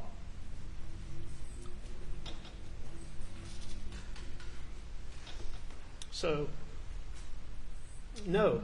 I mean, number two, I mean, it's not unusual to not be able to get somebody all the time when they're at the house or they're on the property. I mean, you've heard all the testimony about how spotty cell service was. So, no, at the time, it didn't strike me as anything unusual. Okay. Now, moving back to Alameda, you spent time with your mother, and then you left to head back to Moselle. Is that correct?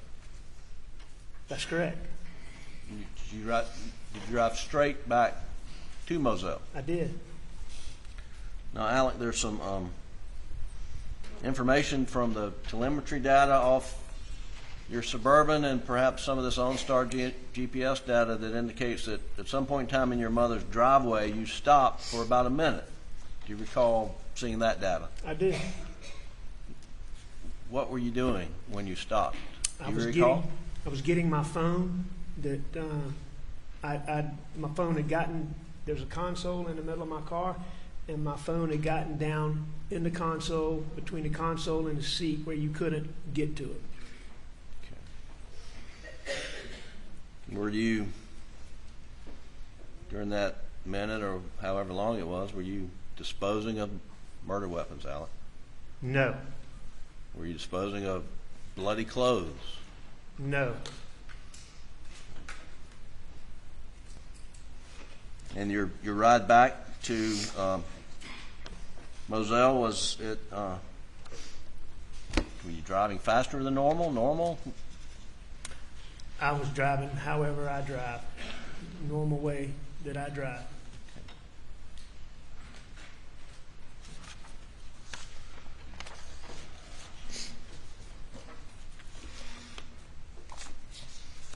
When you got back to the Moselle property, how did you enter the property? What entrance did you use?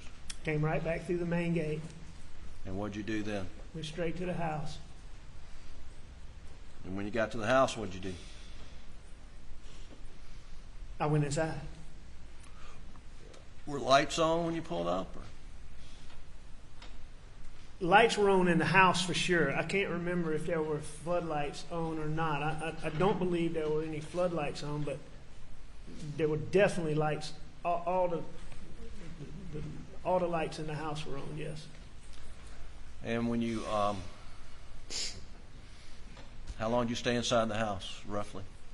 Now that I've seen the benefit of these records, I was in there several minutes. Obviously, I mean, were you surprised that Paul and Maggie had not made it back to the house? You know, I don't know if surprised is the right word, but I mean, I thought they would have been back by then. Right. You know, but I mean, did it cause me to go into any? It wasn't like I was shocked. But I mean, I thought they would be there. I mean, I distinctly remember, you know, I went and looked. Sometimes I was very hot-natured. Number one, I was hot, I was heavy, and I was taking pills. So I was always hot. Maggie was always cold. Sometimes she would watch TV. We had a TV in the hunting room. You see on the wall there. Sometimes Maggie would be in there watching TV where she could have the thermostat different than we always kept it cold in the main part of the house. So I know I went in there and looked in there for her. It's not unusual for Maggie to be taking a bath and be not able to hear me. So I went back there and I know I did those two things and looked in those two places. And they weren't there. And so, you know, I knew they'd been at the kennels, and I assumed they were still up there. So what'd you do? I went to the kennels. I may have tried to call them. In fact, I probably did try to call them. I would think I called them. But as I sit here right now, I'm not positive, but I would think I did. Would think I tried to call them to see. And Alec, did you drive down to the kennels in your Suburban?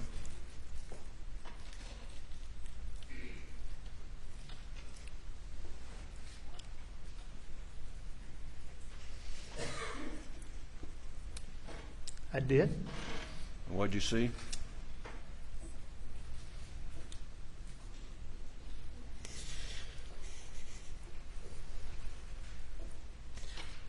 Saw what y'all have seen pictures of.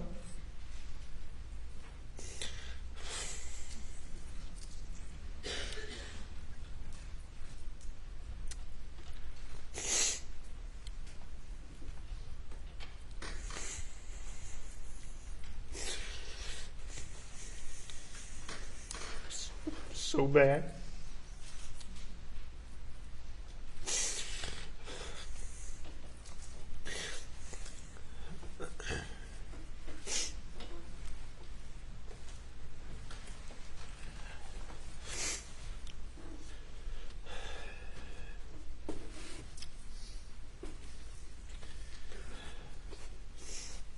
Can I have some water?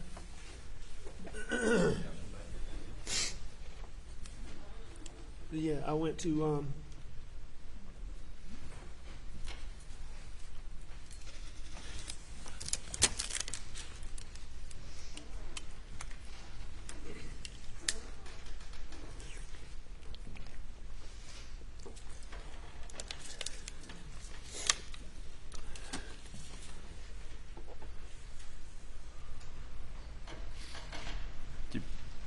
Did you see them on the ground when you're pulling up in your Suburban?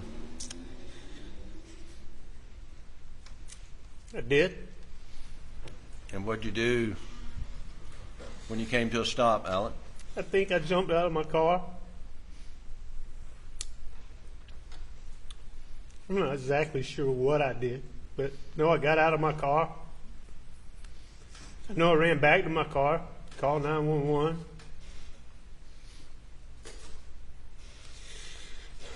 I called 911.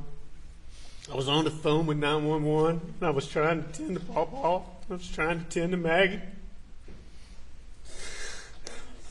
And I just went back and forth between them. Were you going to Paul and Maggie while you were on the phone with the 911 operators? Yes. Okay. Yes. And in a little bit, I'm going to play the 911 tape, but I just want to ask you, and you've told law enforcement that's been played here in the court,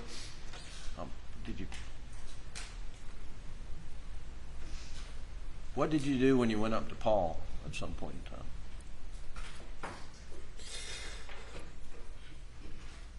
And Paul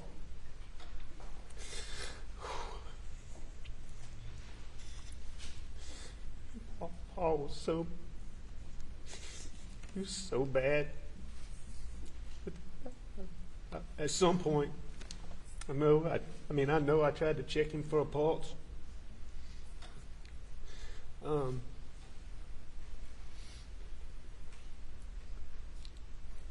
I know I tried to turn him over.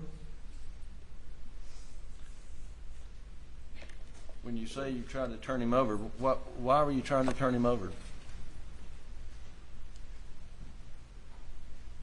I don't know.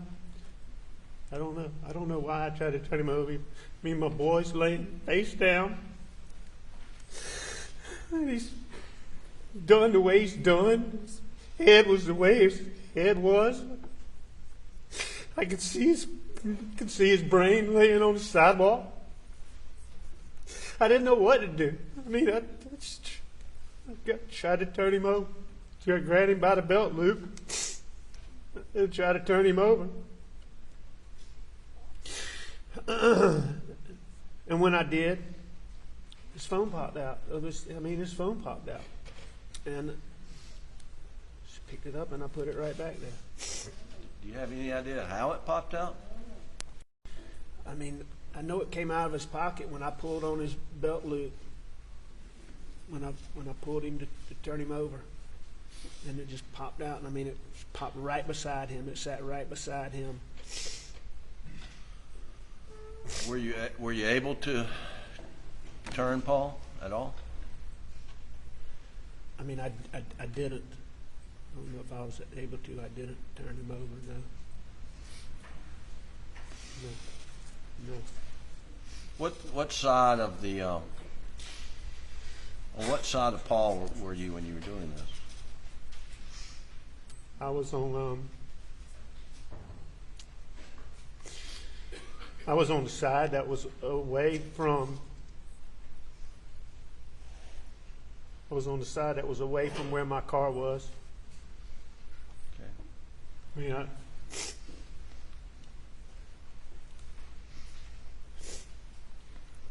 What'd you do with the phone?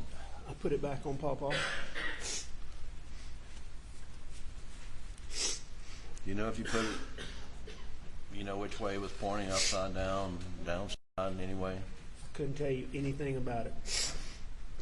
I know his phone popped out. I picked it up and I put it back on him. Did you see any messages on Paul's phone? No.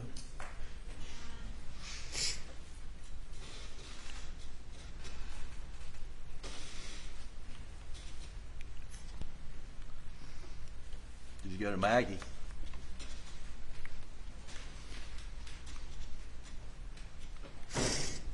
Did. Did you touch her? I did. Where did you touch Maggie? I think I touched her down just around I don't know. If you ask me exactly, I think I touched her down around her waist, but I don't know.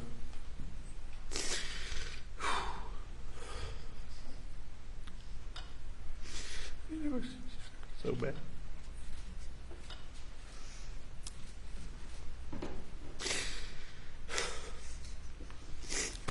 Excuse me.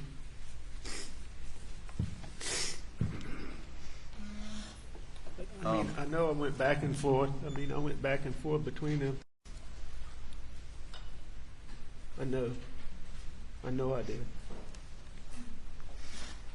I'd like to play, Doug, the Colleton County portion of the 911 call, which is in evidence as Defendant's Exhibit Number 9. And Doug, this is the long version, the first clip, and stop it when I say stop it, please. 2021, 22 hours, 7 minutes, 9 seconds.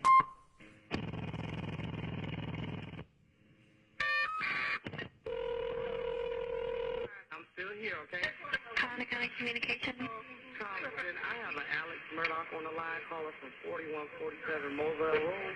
He's advising that his wife and child was shot. Okay, and sir, give me the address again. It's 4147 Moselle Road. I've been up to it now. It's bad. Okay, how did they shoot? Alec, when you say I've been up to it now and it's bad, what are you referring to?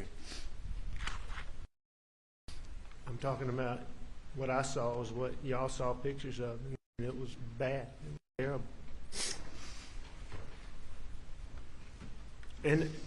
And when I first got there, I know I got out of the car.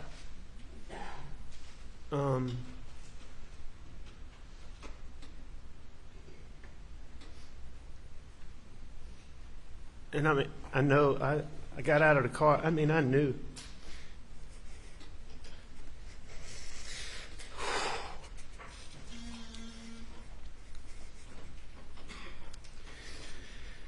Got out of the car, but right at first, I don't think I went all the way to them. I think I ran back and that's when I called 911. And so I called 911, and while I was doing that, then is when I went to Maggie and I went to Paul. And so that's what I think I'm talking about. Okay. Keep going, please. Oh, no. Hell no. Do it now. It's bad. Okay, how did they shoot? Did they shoot themselves? Oh, no. Hell no. Okay, and are they breathing? No, ma'am. Okay, and you said it's your wife and your son? My wife and my son. Are they in a vehicle? No, ma'am. They're on the ground out at my kennels.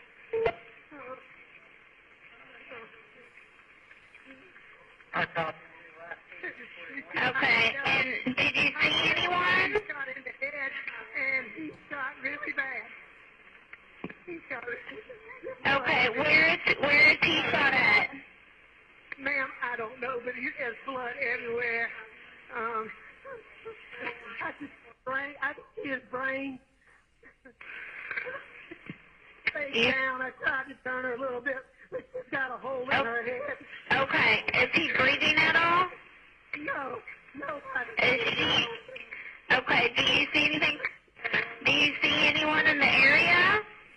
No, ma'am. No, ma'am. No. Is there any guns near them at all? No. There's here. What color is your house on the outside? If that's what you're asking, they didn't shoot themselves, ma'am. What? Alec, right in there, you say the word here. What are you calling anybody or anything? No, I'm talking to that dispatcher. And what did you mean when you said here? If you listen to that call, one of the first things she asked me,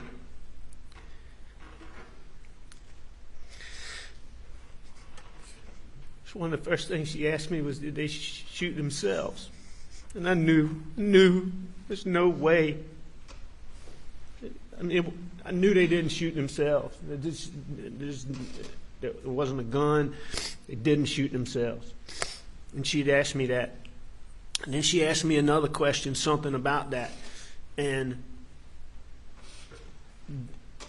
you hear me say here, and then you hear the thing talking. I'm telling her here, and then I say something, and then you hear me say, if that's what you're asking. And I'm letting her know they didn't shoot themselves. I'm saying here, and then I give her an explanation, which you can't hear on that phone, but it's obvious to me what I'm doing. And I say, if that's what you're asking me.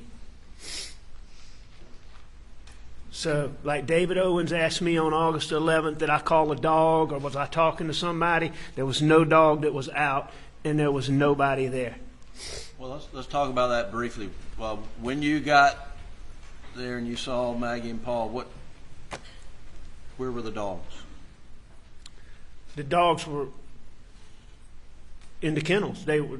Dogs were in the kennels. They were wherever they were when law enforcement got there.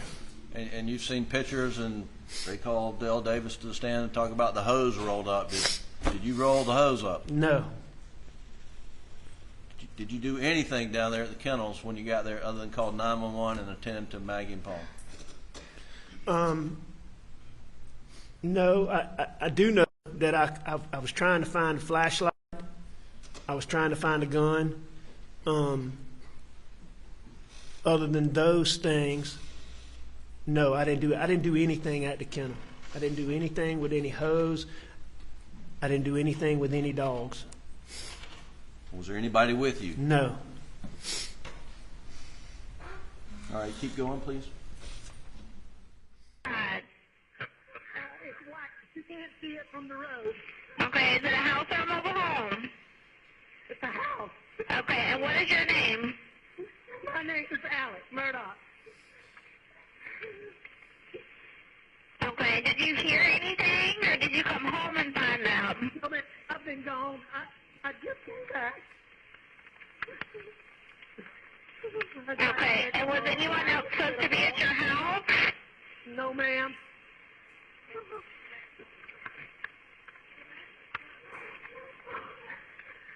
Please hurry. We're getting somebody out there to you.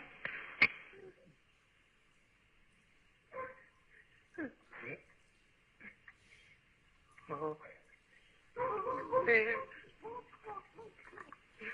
Oh, should have known. Alec, we just heard you say, I should have known. What are you referring to? I said, Paul, I should have known. What were you referring to? I was referring to Paul got so many threats.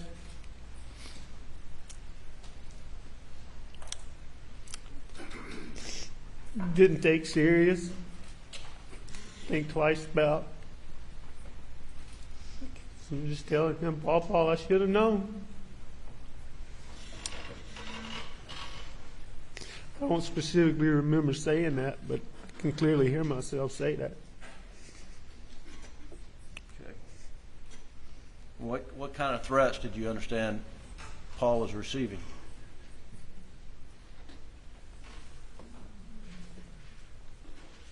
I mean, Paul got the most vile threats.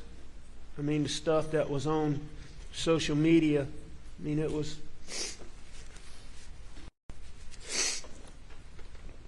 I mean, you couldn't believe it. You couldn't believe it. It was so over the top.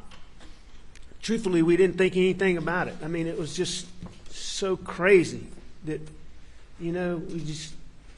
I mean, people talking about what he was going to get and how they were going to do this and get him, and I mean, it's stuff you really. I mean, we disregarded it because it's so over the top. Thought it's so over the top. Keep going, please, Don.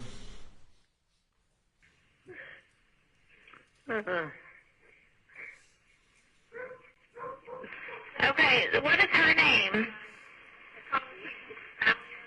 Maggie and Paul. Maggie is her name? Yes, ma'am. Okay. When's the last time you talked to Maggie? Hour and a half ago, probably 2 hours ago. What?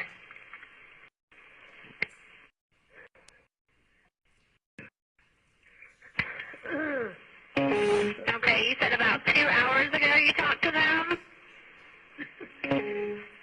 Approximately, yes, ma'am, approximately. Well, you were asked the last time you saw them, and you said an hour and a half to 2 hours ago, and then she followed up 2 hours ago. You just heard that? I did hear that, and I said approximately to her question.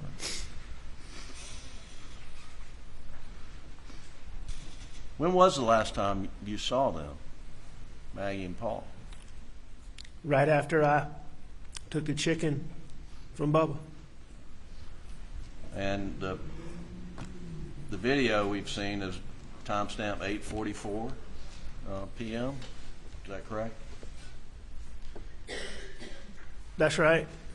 So was it shortly after 8:44? It was. And It wasn't long after that, because you can hear when Bubba gets the chicken, and it wasn't long after I took the chicken from him that I left. And then you called 911. There are records of that, but do you remember roughly 9:07 or right before 9:07? And I've seen the records and seen the transcripts, yeah.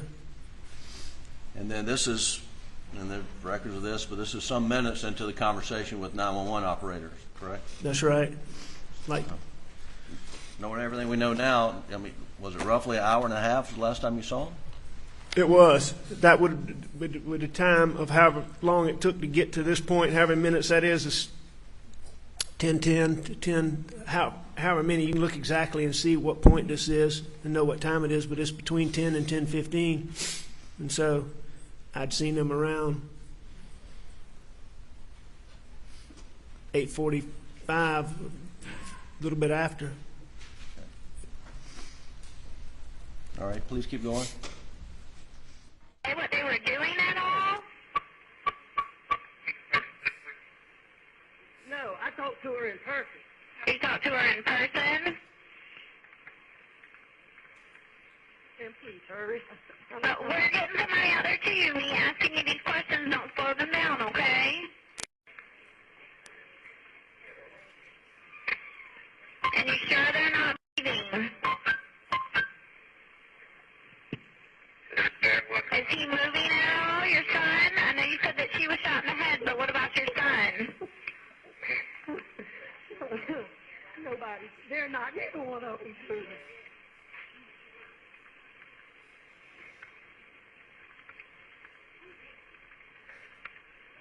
What is your telephone number? 942-1227. I'm going back to my house just to get a gun just in case. I'm about Did you go back to the house and get a gun? I did. And is this the gun that you got? And how did you load this gun? What did you load it with, if anything?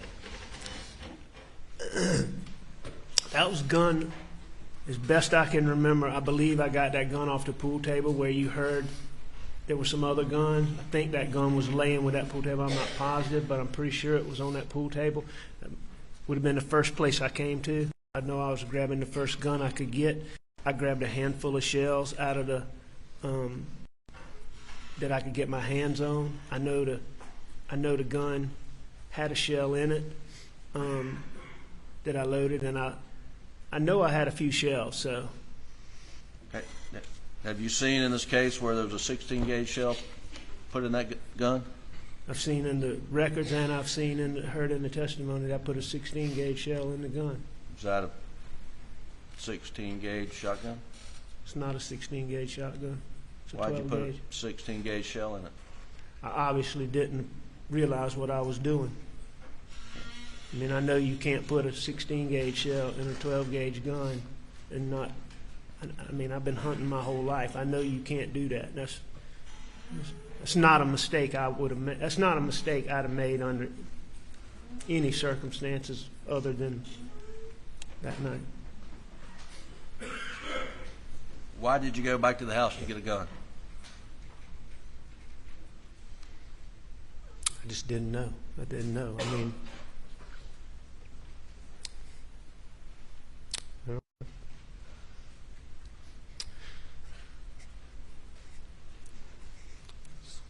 saw it.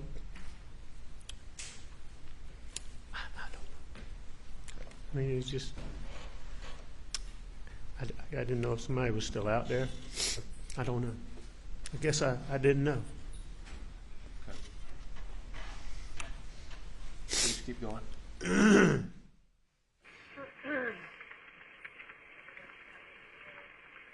And does anything look out of place?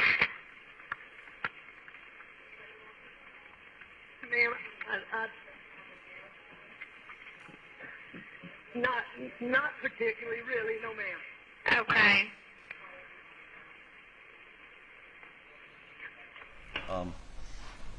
Go back to where he said he's going to my house to get a gun, just a few seconds back, 10 seconds maybe.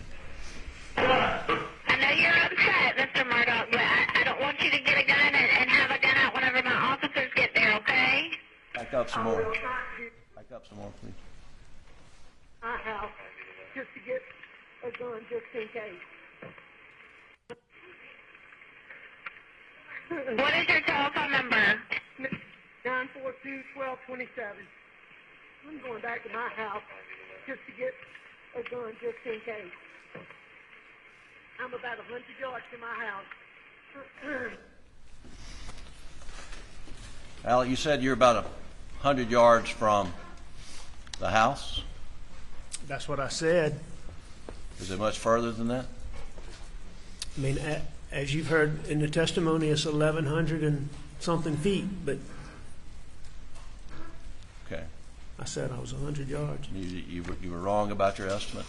I'm sure I was wrong. Okay. Keep going. And does anything look out of place? Ma'am, not particularly, really, no ma'am. Okay.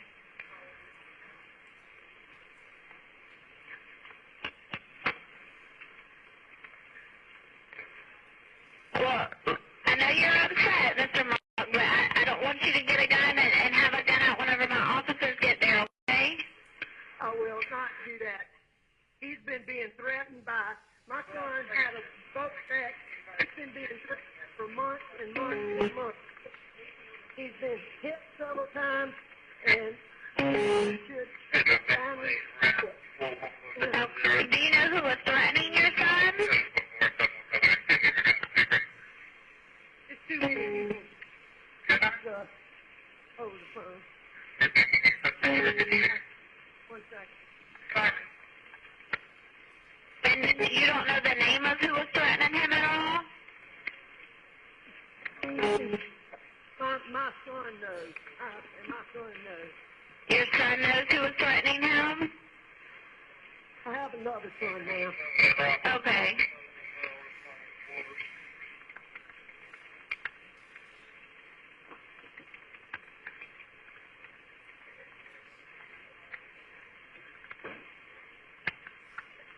All right, I'm going back down there.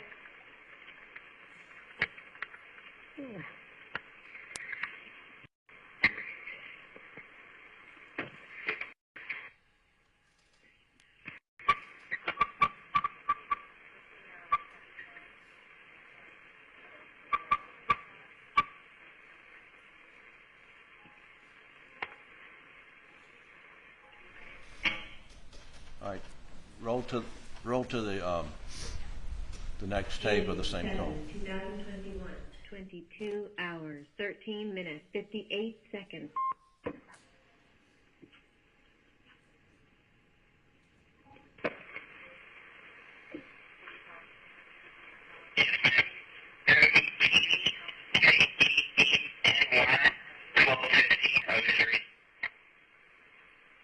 Well, they're close, ma'am.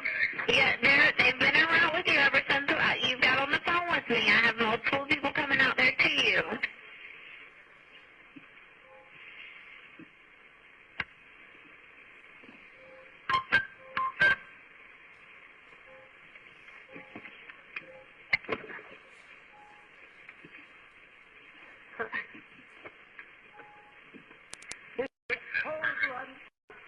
Okay, can you do me a favor, Mr. Murdaugh? Can you turn on the flashers on your car so that way they can see where the kennels are?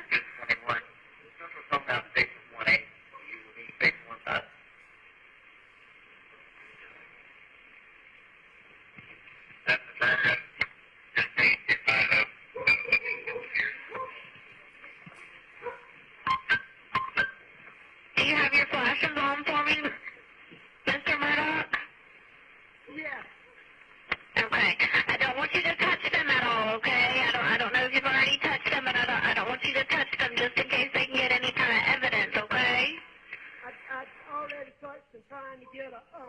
see if they were breathing. Not, Alec, that second clip starts at 22:13, 10:13, 58, and you're asked, you're told don't touch them. Had you touched them by then? Yes, And that way you told the 911 operator. it is. And can you say exactly during that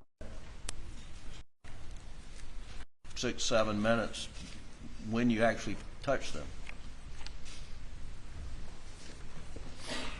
I know I touched Maggie.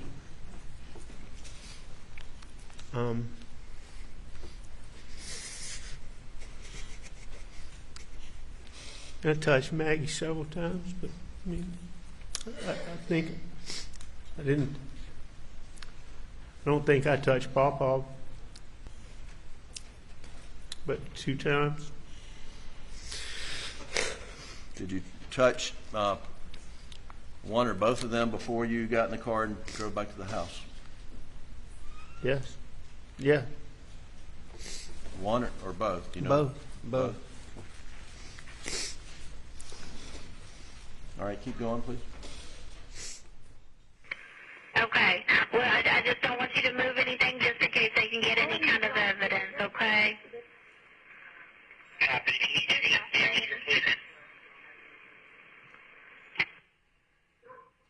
Oh.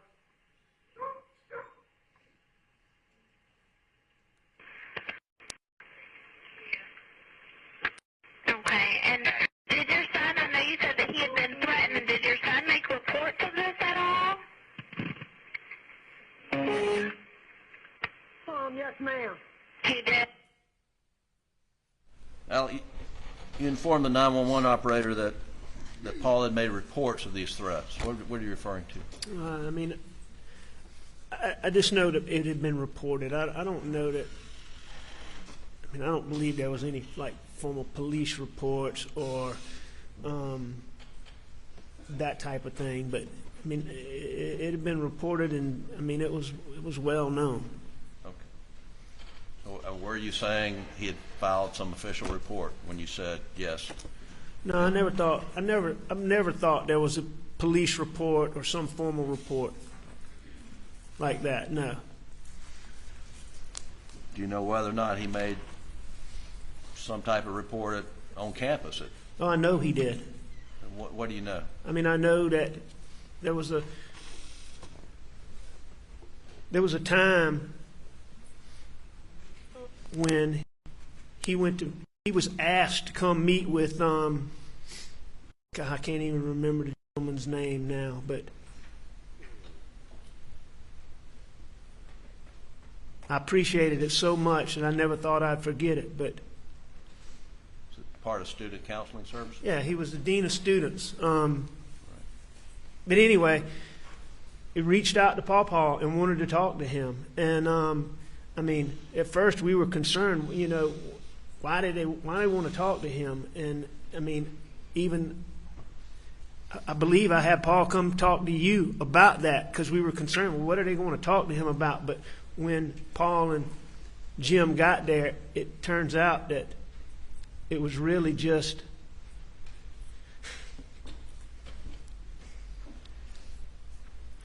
they were wanting to make sure he was okay.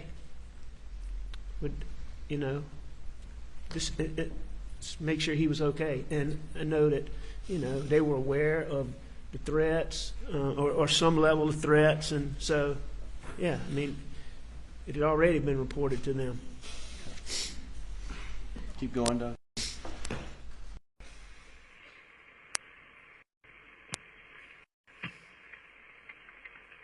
And what's your son's name? Paul. Paul? Ma'am, I'm going to call. I need to call some of my family. Okay. On this. Well, do me a favor for me. Whenever you see the officer or the medics, because they're all coming to you, can you put your gun in your vehicle for me? Absolutely. Okay. But we have them come in, turn on the flashes on your vehicle so they can see you, okay? You got the flashes on for me? I did. Okay. All right. Whenever you see them, put your gun up for me, okay? Okay. How old is your son? 22. Okay. All right. We're getting them out there to you, okay? All right. So, Alec, did you call family after you got off the call with the operator? Yes. Who'd you call? I know I called my brother Randy. I know I called my brother John. And I know I tried to call Roro. Well, Roro's not family, but I called Randy and John. And I called Randy and John. And then you just mentioned Rodo? You mean? Rogan. We call him Roro. I called him Roro. Why did you try to call Rogan? I mean, Rogan's house was like, I don't know, as the crow flies, maybe 2.5 miles, 3 miles. I mean, Rogan was like family. Did you think he was the closest person? Yeah, I just wanted somebody. I wanted somebody to be out there. Had you seen Rogan's name on Paul's phone in any way that night? No.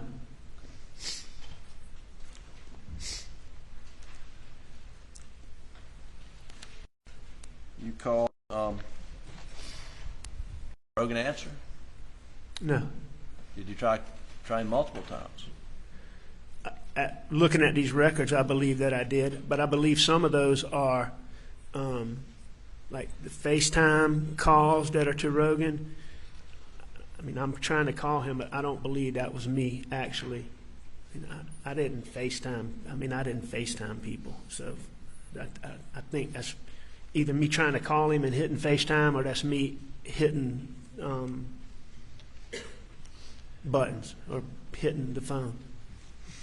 In the State's Exhibit 519, which is the condensed timeline done by Agent Rudofsky, there's an indication, Alec, that at 10:22:09 you opened a group text message from Michael Gunn stating, "She brought the heat for Miami boys." Were you reading text messages from Michael Gunn right after you got off with the 911 operator? I heard them ask that question. I can promise you I wasn't reading any text messages.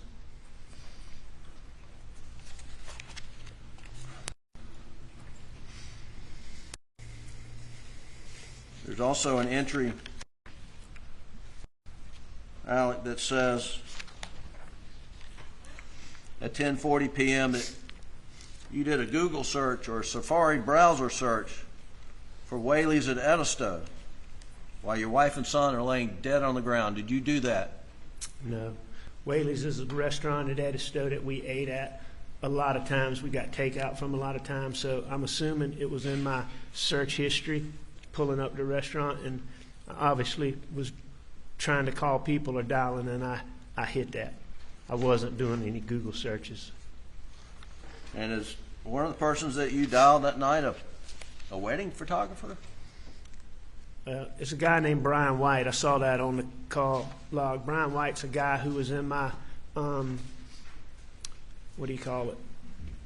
contacts, that is a videographer that I've used in cases. I haven't used him in 2 years.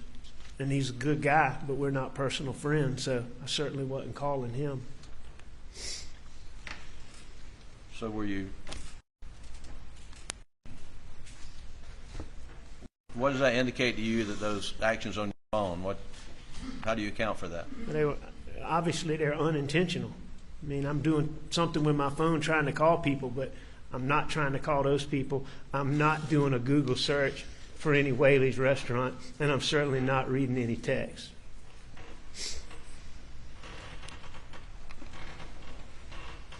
I want to ask you... Ladies and gentlemen, we're going to have to go to the jury room for a break for about 10 minutes. Please do not discuss the case. You'll stay put, Mr. Murdaugh.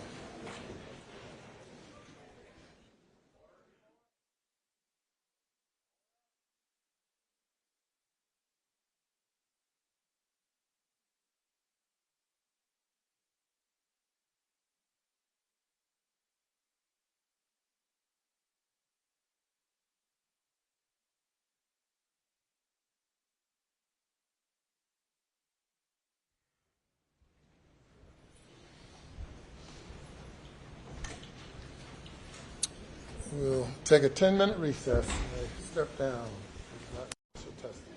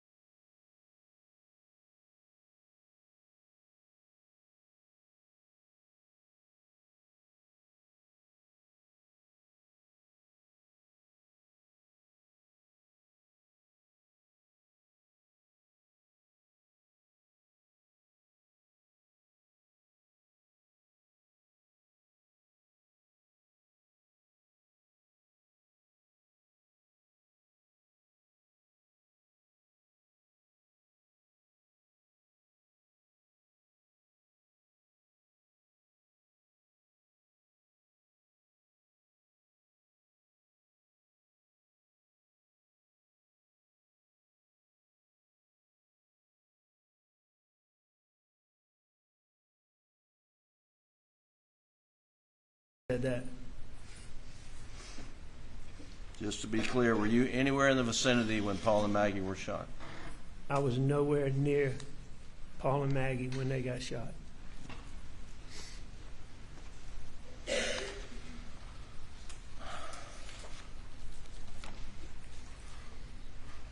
After SLED collected your clothing that night at the main residence at Moselle, you remember changing in? You remember what you changed into? Do I remember? Yeah. I know I changed clothes, and I've learned since then what I had on, but I don't. You don't remember? Okay. I don't remember that at all. But I understand I had on athletic shorts and a T-shirt. Sure. And other people have talked about this. I'm not going to repeat it, but where did you spend the night, or where did you go to after leaving Moselle when you left for the evening? We went to Alameda. We went to my mom and dad's house, and we stayed there. And who went with you? I believe that Bus in Brooklyn and I rode together. John Marvin might have been with us. I know John Marvin stayed at Alameda with us. I just don't know if he rode in the same car we rode in. But I know I rode with Buster in Brooklyn. I know that for a fact. And the next morning, what'd you do? And we're talking about daylight hours on June the 8th. What did you do? And we basically got up and came back to Moselle. Do you remember roughly what time you got to Moselle? I don't remember. No, I don't remember what time. There's things I remember about that morning, but I don't remember exactly what time we left. And Alec, we'll get to this in more detail, but during that period of time, is it hard to remember times, what time things started, stopped, and how long things took? I mean, it's definitely hard to remember. Now, looking at these timelines and all these records, I mean, it sure helps, but to just do it off the top of my head is very difficult. Okay, we'll get to more of that.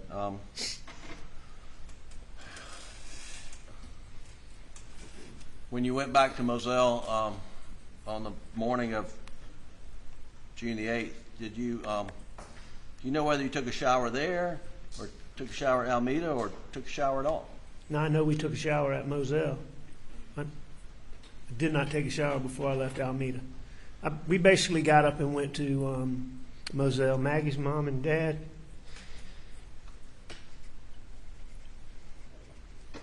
They were there? Well, they were coming. I had to tell them, see them. We got up. We got up from Alameda and we left and we went to Moselle. And do you know? Do you even recall SLED coming in and searching the house for anything on the 8th? I knew that. I knew they were doing it. Yeah. I knew they were doing it. Okay. But I don't remember. I wasn't out in that gun room and see all that video and all that. But I knew SLED was coming in there. I mean, we made the house available for them to come in there. So I mean, I can't tell you details, but yeah, I remember it. Did you at one point just tell SLED they had carte blanche to search anywhere, anytime? I told SLED they could do anything, anywhere, anytime that they wanted to. Anything to do with me, my property, my cars. Even though I didn't own the cars, I would get my law firm owned the cars. I would have the people. They had full, whatever they wanted, they were welcome to. And did you have any discussions with David Owen or anybody at SLED about consenting to General Motors to get that off the car? Every time that I talked to David Owens, I would ask him about getting OnStar data and GPS data from phones. And why was it important to you to get OnStar data and GPS data from the phone? To confirm where I was saying I went, what I did, GPS. You know, at that point in time, I knew that Maggie's phone had been taken, and I knew that my Suburban and my phone and Maggie's phone never crossed paths, and that was extremely important to me. And I asked him about it every single time we talked, every single time. And speaking of Maggie's phone, did you know her password to her phone? Yes, I knew her password. Did you know her password to her computer? Yes. Did she know your password? Yes. Okay. And when Maggie's phone was located on the side of the road, did you provide SLED the password to her phone? I did. I think I actually provided it to John Marvin, who provided it to SLED, but I'm the one who gave it to him. Right.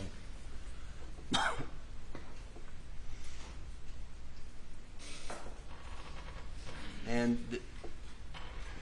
your knowledge that Maggie's have these location services on her phone, she used them frequently? All the time. One of Maggie's things that she liked to do was there's that app called Find My Friends that you can see what other people are doing and they can see what you're doing. Maggie loved me, Bus, Pawpaw, Brooklyn, Grandma, Papa T, Marion, the three girls, Lizzie, and there were a few others, but the people that were closest to her, she had them all in her phone, and she loved to look at that phone and see where people are, and she'd love to surprise you. Like, let's say you're at Walmart, she looks on there, and she'd love to text you, get me a TV from Walmart or something, you know, like she followed you and see where you were. She used it all the time. And so, you know, I just knew that there would be GPS data on Maggie's phone. Alec, when you're being interviewed on the night of June 7th and again on June the 10th, what was your understanding as to why they were interviewing you? Why were you being interviewed? On June the 7th and June the 10th? Yes, sir.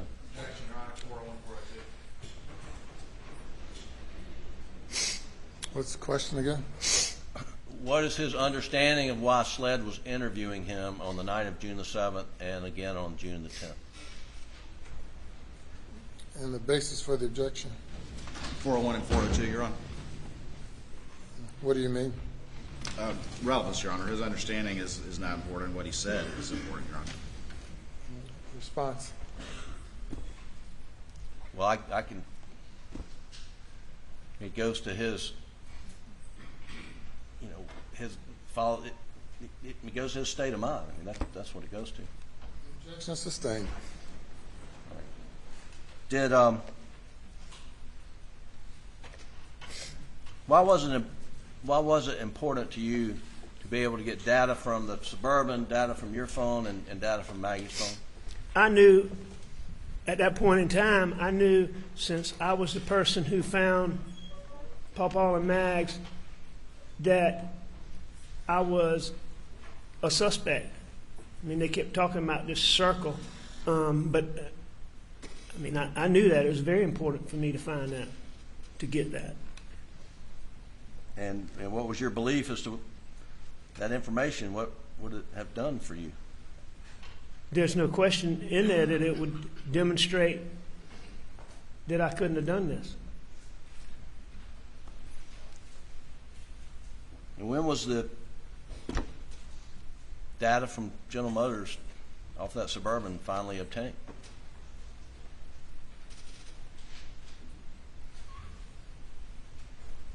was either this past Saturday or the Saturday before that, according to what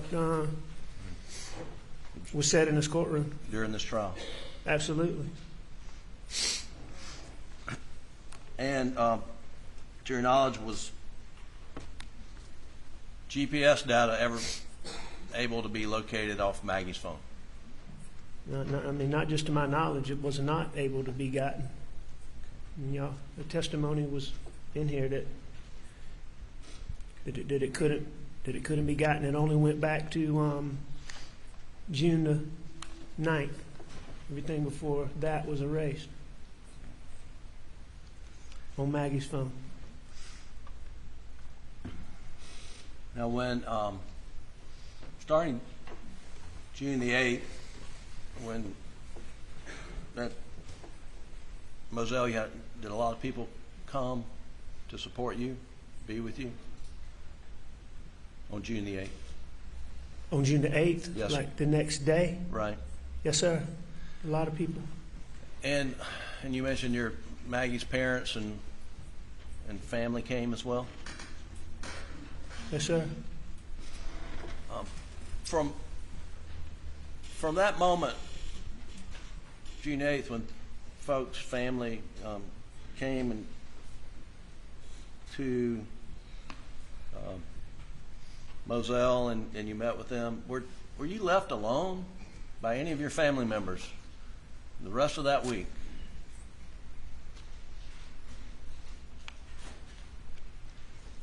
No. I mean, I was attached to Buster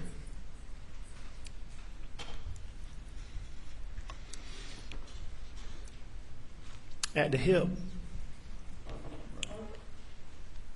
But, I mean... And what no, happened on... I wasn't. What happened on June the 10th? Besides being interviewed by SLED? My dad died. My dad passed. Where did you stay, and with whom did you stay on the night of June the 8th, the night of June the 9th, the night of June the 10th? On the night of June, you asked me to start on the 8th? The 8th, yes, sir. All right, starting on the 8th, I stayed with Buster every night. I stayed with Buster, and as long as Brooklyn was there, I stayed with Buster in Brooklyn. But we stayed with, I'm pretty sure that's beginning on the 8th. I know the 7th we stayed at Alameda, and I believe on the 8th we started staying at John Marvin and Lizzie's at Greenfield. And how far is Greenfield from Alameda? As the crow flies, I mean, it's no distance. It's less than 5 minutes. It's probably a few minutes away.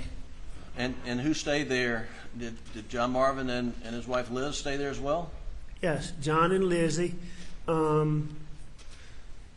right, John and Lizzie stayed there, and their kids, Bus and Brooklyn and I. I know Bubba and Maymay stayed there. Well, Lizzie's mom and daddy stayed there.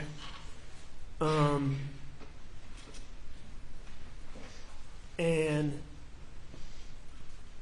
my daddy's best friend and his wife came in there. I believe they came before my daddy passed. I know they came after he passed and stayed there. And that, how many nights do you recall staying there at Greenfield?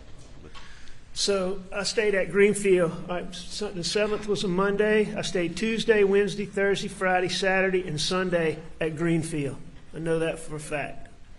And the Maggie and Paul's funeral was Saturday? Is that right? Now, I heard that in this courtroom say it was Saturday, but... Is it a memorial service?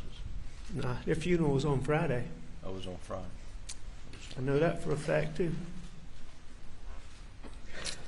And then your father's funeral was on Sunday? My father's funeral was on Sunday.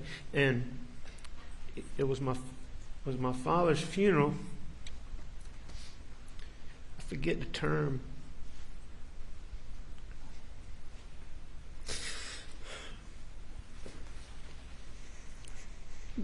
Sunday. I mean, that's when we put Papa and Mags. That's when we buried him. We didn't bury him when we had the service on Friday, because I don't think they were done. But that's when we buried them, along with my dad, on Sunday. And Alec, what'd you do with the following week? That Monday, Tuesday, Wednesday?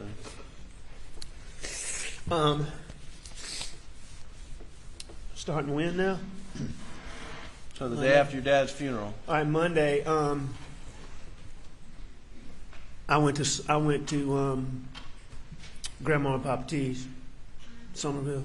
At some point Monday. In the afternoon. You mean what did I do when I got up that Yeah, morning? well, where did you stay? We stayed at Greenfield Sunday night. So we woke up at Greenfield on Monday. And so and Sunday night you were with the same family members, your brother and Brooklyn and Buster and. That's right. Okay. And Liz. And Lizzie and Lizzie's mom and dad, and I believe Donnie and Paula were still there, but I can't remember when they left. And then you went to Somerville with whom? I believe I went to Somerville by myself, but I know Buster in the car by myself. I can't remember if Buster and I rode together, but I think we might have had separate cars. We probably did ride together that first day. I don't remember, but I know I went to Somerville and Buster was in Somerville with me, with Grandma and Papa T. And Somerville is where Maggie's parents live? That's right. That's Maggie's mom and dad. Maggie's mom is Grandma, and Maggie's dad is Papa T. And did you stay with them for a few days? In Somerville? I stayed with them longer. In Somerville, yeah, I stayed with them. We stayed in Somerville Monday night, Tuesday night, Wednesday night, and then we went to Greenville. Okay.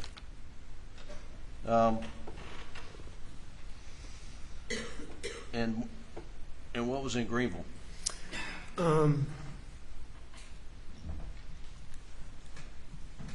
My niece. That was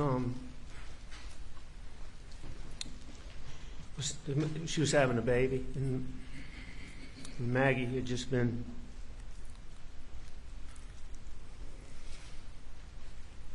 She's just been so excited. So,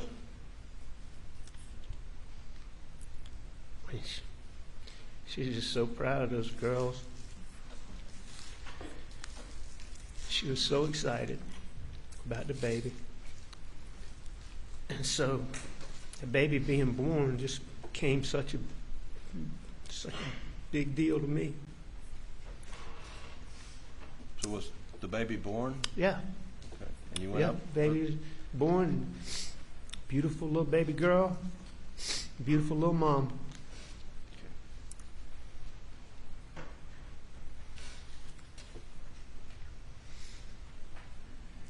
And then did you go up to the lake after that? We did. Well, I mean, we stayed. This lake, Colloquy, that y'all heard about, is really close to Greenville. And so when I say we went to Greenville, we really went to Lake Colloquy. But we went up there because, you know, and when she had the baby, I want to say the baby might have gotten born shortly after we got there, like Thursday, but I think it was Saturday before we could go and see them and see my niece and see the baby. So, you know, I mean, that's where we went, was to Lake Colloquy. But they live in Greenville.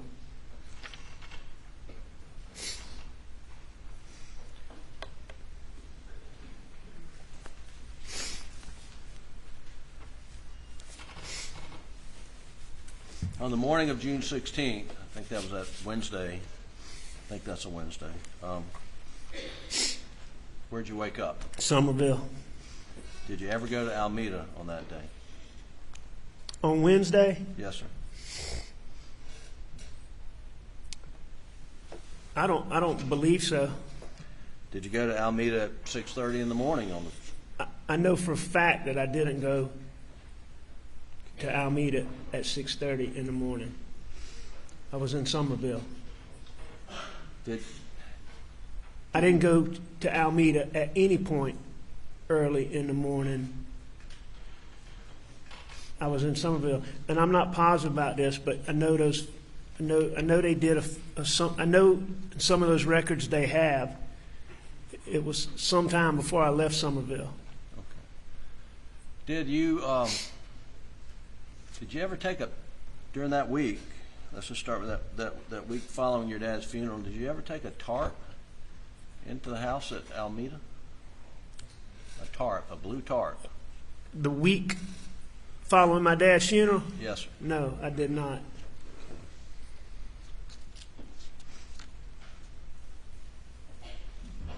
There's been, I don't know where it is in any of these boxes, but this blue rain jacket. Have you ever seen that before?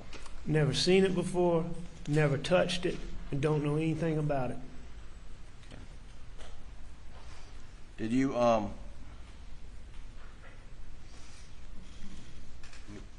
ever remember taking a tarp at any point in time over the house at Alameda? No, I don't remember it.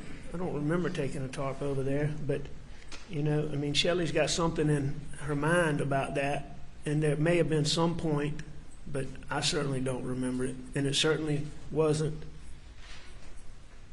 any time around my dad's funeral or the weeks following.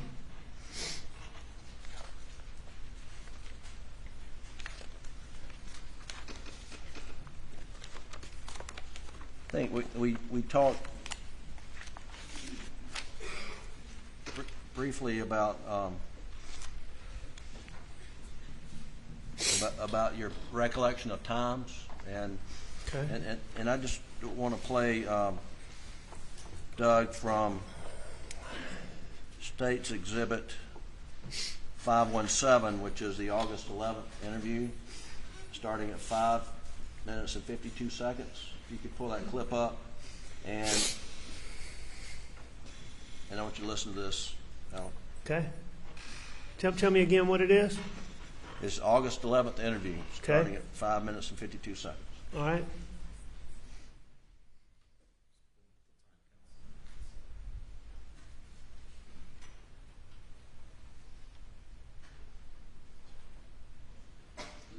Can you go to 5 minutes and 52 seconds?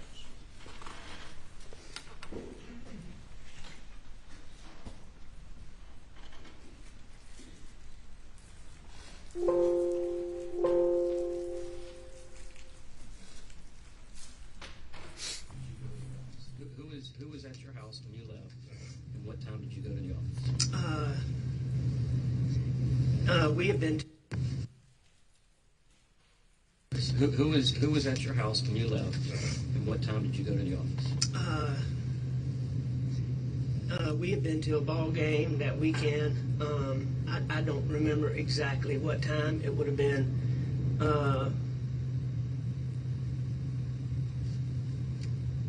somewhere between 8:30 and 9:30, probably. Okay. 10 o'clock maybe, at the latest. Okay. Something like that. Al, on this tape, were you being asked when you went to work on the 7th? Yes. And you said 8:30 to 9:30 in the morning?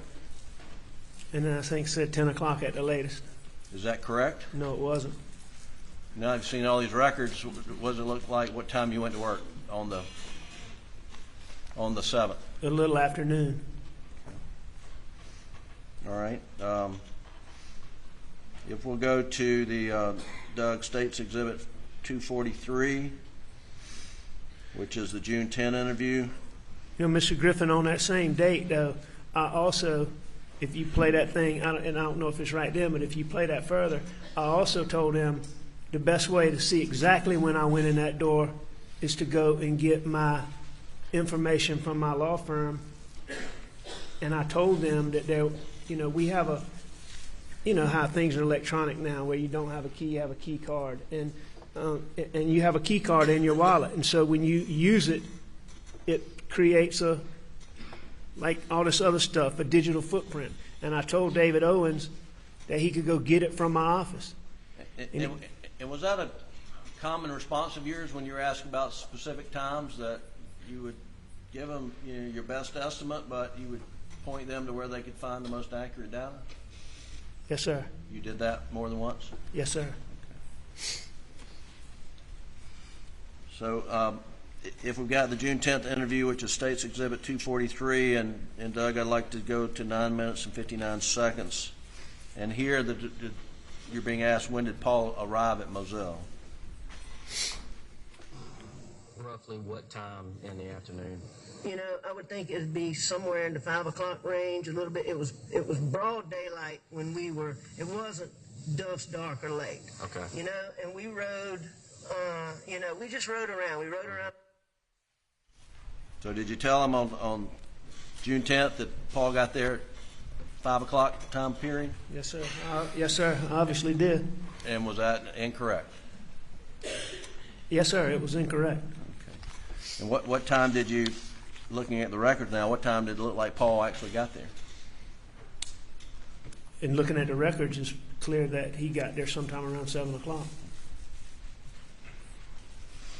Did at some point in time you have a conversation with Shelley Smith about, how long you were over at Alameda on the night of June the 7th? Do you remember? I don't distinctly remember having a conversation with her about how long I was over there, but I know that I told Shelley Smith that SLED was going to come and talk to her, and that I'd appreciate it if she would talk to them, and that she just needed to tell them the truth. And did you take extra care not to talk to people that you knew SLED would be talking to? Absolutely. And why is that? After this boat wreck that you've heard so much talk about in this courtroom, there were social media, newspaper. It went deeper than that, but there was so much talk about how I,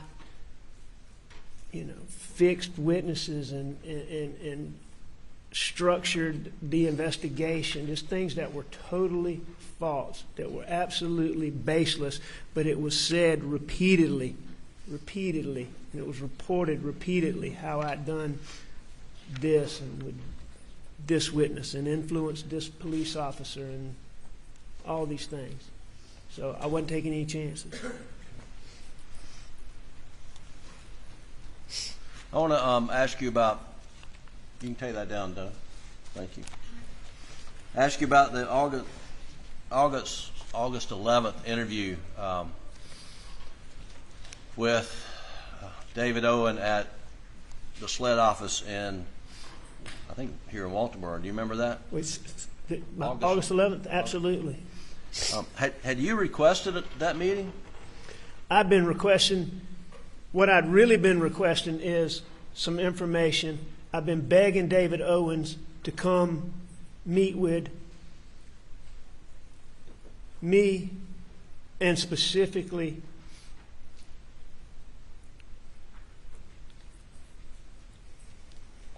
I wanted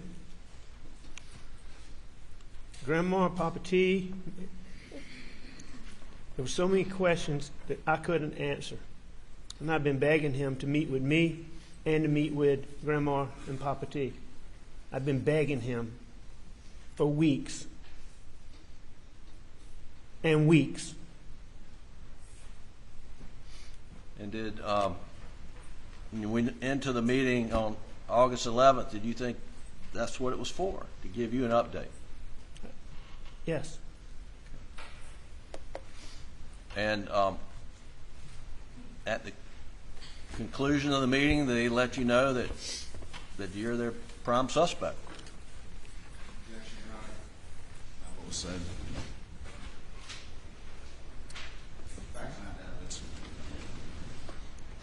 Mr. Griffin? I'll rephrase it. By the conclusion of the meeting, Did they make it known to you that you were suspect? Oh, there's no question about that. Absolutely. Now, he used a lot of, I mean, you hear it talk about how I'm in this circle and he can't get me out and this and that, but there's no doubt in my mind. There was no question in my mind what was going on. And and during that meeting, did they show you the Snapchat video of you trying to stand up the fruit tree? Yes. And were you questioned about what clothing you were wearing? And I can't remember this. I can't remember if he showed me the whole video or he showed me a picture of it. But I was definitely showed that information. I was definitely shown those clothes in that meeting on August the 11th. And what clothes were you wearing? The same ones you see in. And do you remember what kind of pants? It was khaki pants. And what kind of shirt? It's a button-down, short-sleeve button-down. I call it a dress shirt, but short-sleeve button-down dress shirt. Like the shirt you got there, but just short. Just sleeve? like this, but short-sleeve, and it was colored. And it was, what color was it? Blue. Blue with some blue stripes. And were you questioned about when you changed out of those clothes? I was. And did you have a follow-up? Did you have a conversation after that meeting with SLED with Blanca about what you were wearing that day? Absolutely. And what was the purpose of the conversation with Blanca? Well, they had made an issue about that in that meeting, and I asked Blanca about those clothes that I had on earlier that day. Did you ask her specifically about the blue shirt? I asked her specifically about all the clothes. Okay. What I asked Blanca about specifically was, did she remember getting my clothes after she came back? When she came back to Moselle, did she remember getting my clothes? Is specifically what I asked her. I see. And why were you asking her those questions? Because on August the 11th, they had made an issue about me still wearing those clothes, not having changed clothes when I was in that Snapchat video. So that's why I went to Blanca. Did they ever ask you on August the 11th whether, they ask you for those clothes? Can you produce the clothes? Did they ask you that? No, they didn't. Have they ever asked you for those clothes? No. As far as my understanding goes, my clothes were never an issue in this case until y'all figured out, as my lawyers figured out, that there was no blood spatter on me. Sir? Is that objection, Your Honor? Reasons for the objection. 401, 402, and beyond in speculation, Your Honor. Mr. Griffin. You know, it's a matter of public record. It's a matter of public record. What is? The issues with the shirt and the blood test. It's a matter of public record. Filed in this case, yes, sir. The objection is overruled. I'm well aware that my clothes never became an issue in this case until my lawyers proved that this blood spatter that they said I had on my shirt from my wife and my son was a lie, and that there was no blood on my shirt. And once they filed the documents and they proved that that was a lie, all of a sudden the clothes I was wearing back on that day became an issue.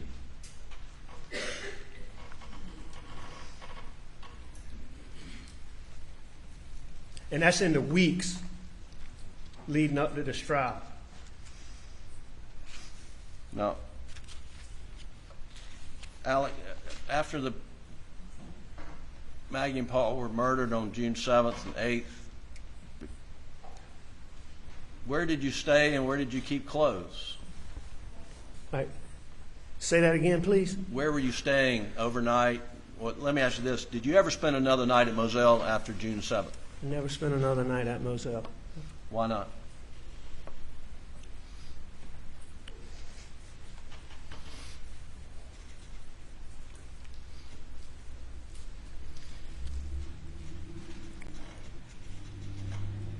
Could have. Didn't want to. Okay. Where were you staying? Well, we talked about the days and weeks, the week afterwards, but where were you staying when you got back from the lake, Colloquy and Greenville? I stayed. All right, so when I got back from Greenville, so Yes. that would be so the first week up until my dad's funeral. Then, all right, so that'd be the second week. All right, so after I know Bus and I stayed with Grandma and Papa T as much as I could. You know,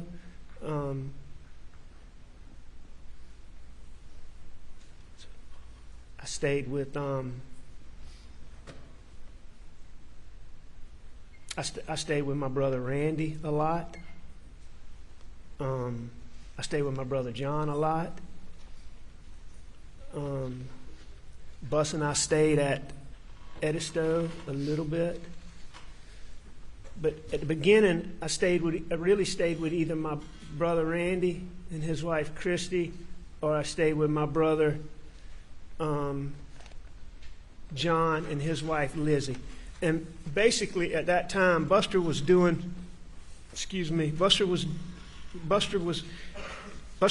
for Wild Wing at that time, and they had been so kind to him and they let him be off just for a ridiculous amount of time. They were so good to him.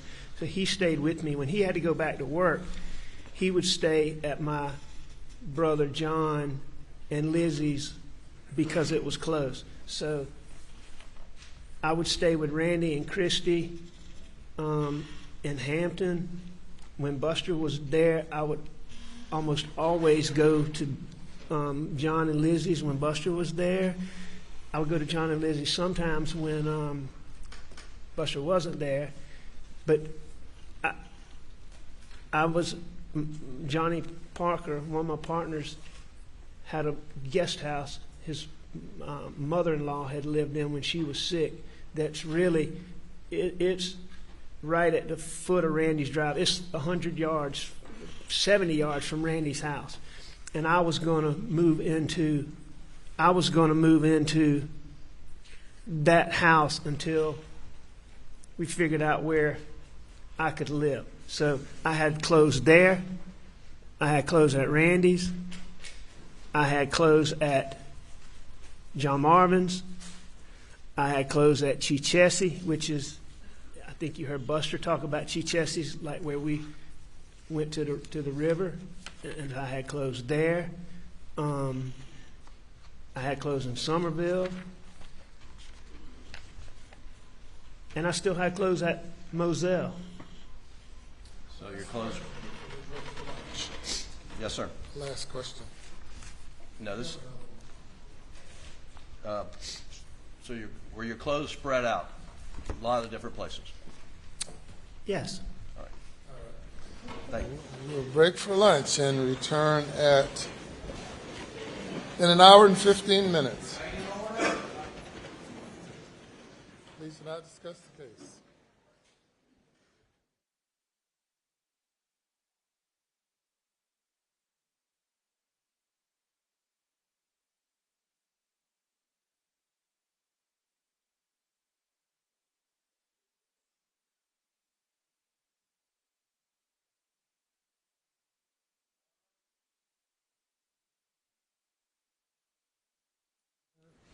Recess, let's see, it's 1:25, what's that? 2:40? Recess till 2:40.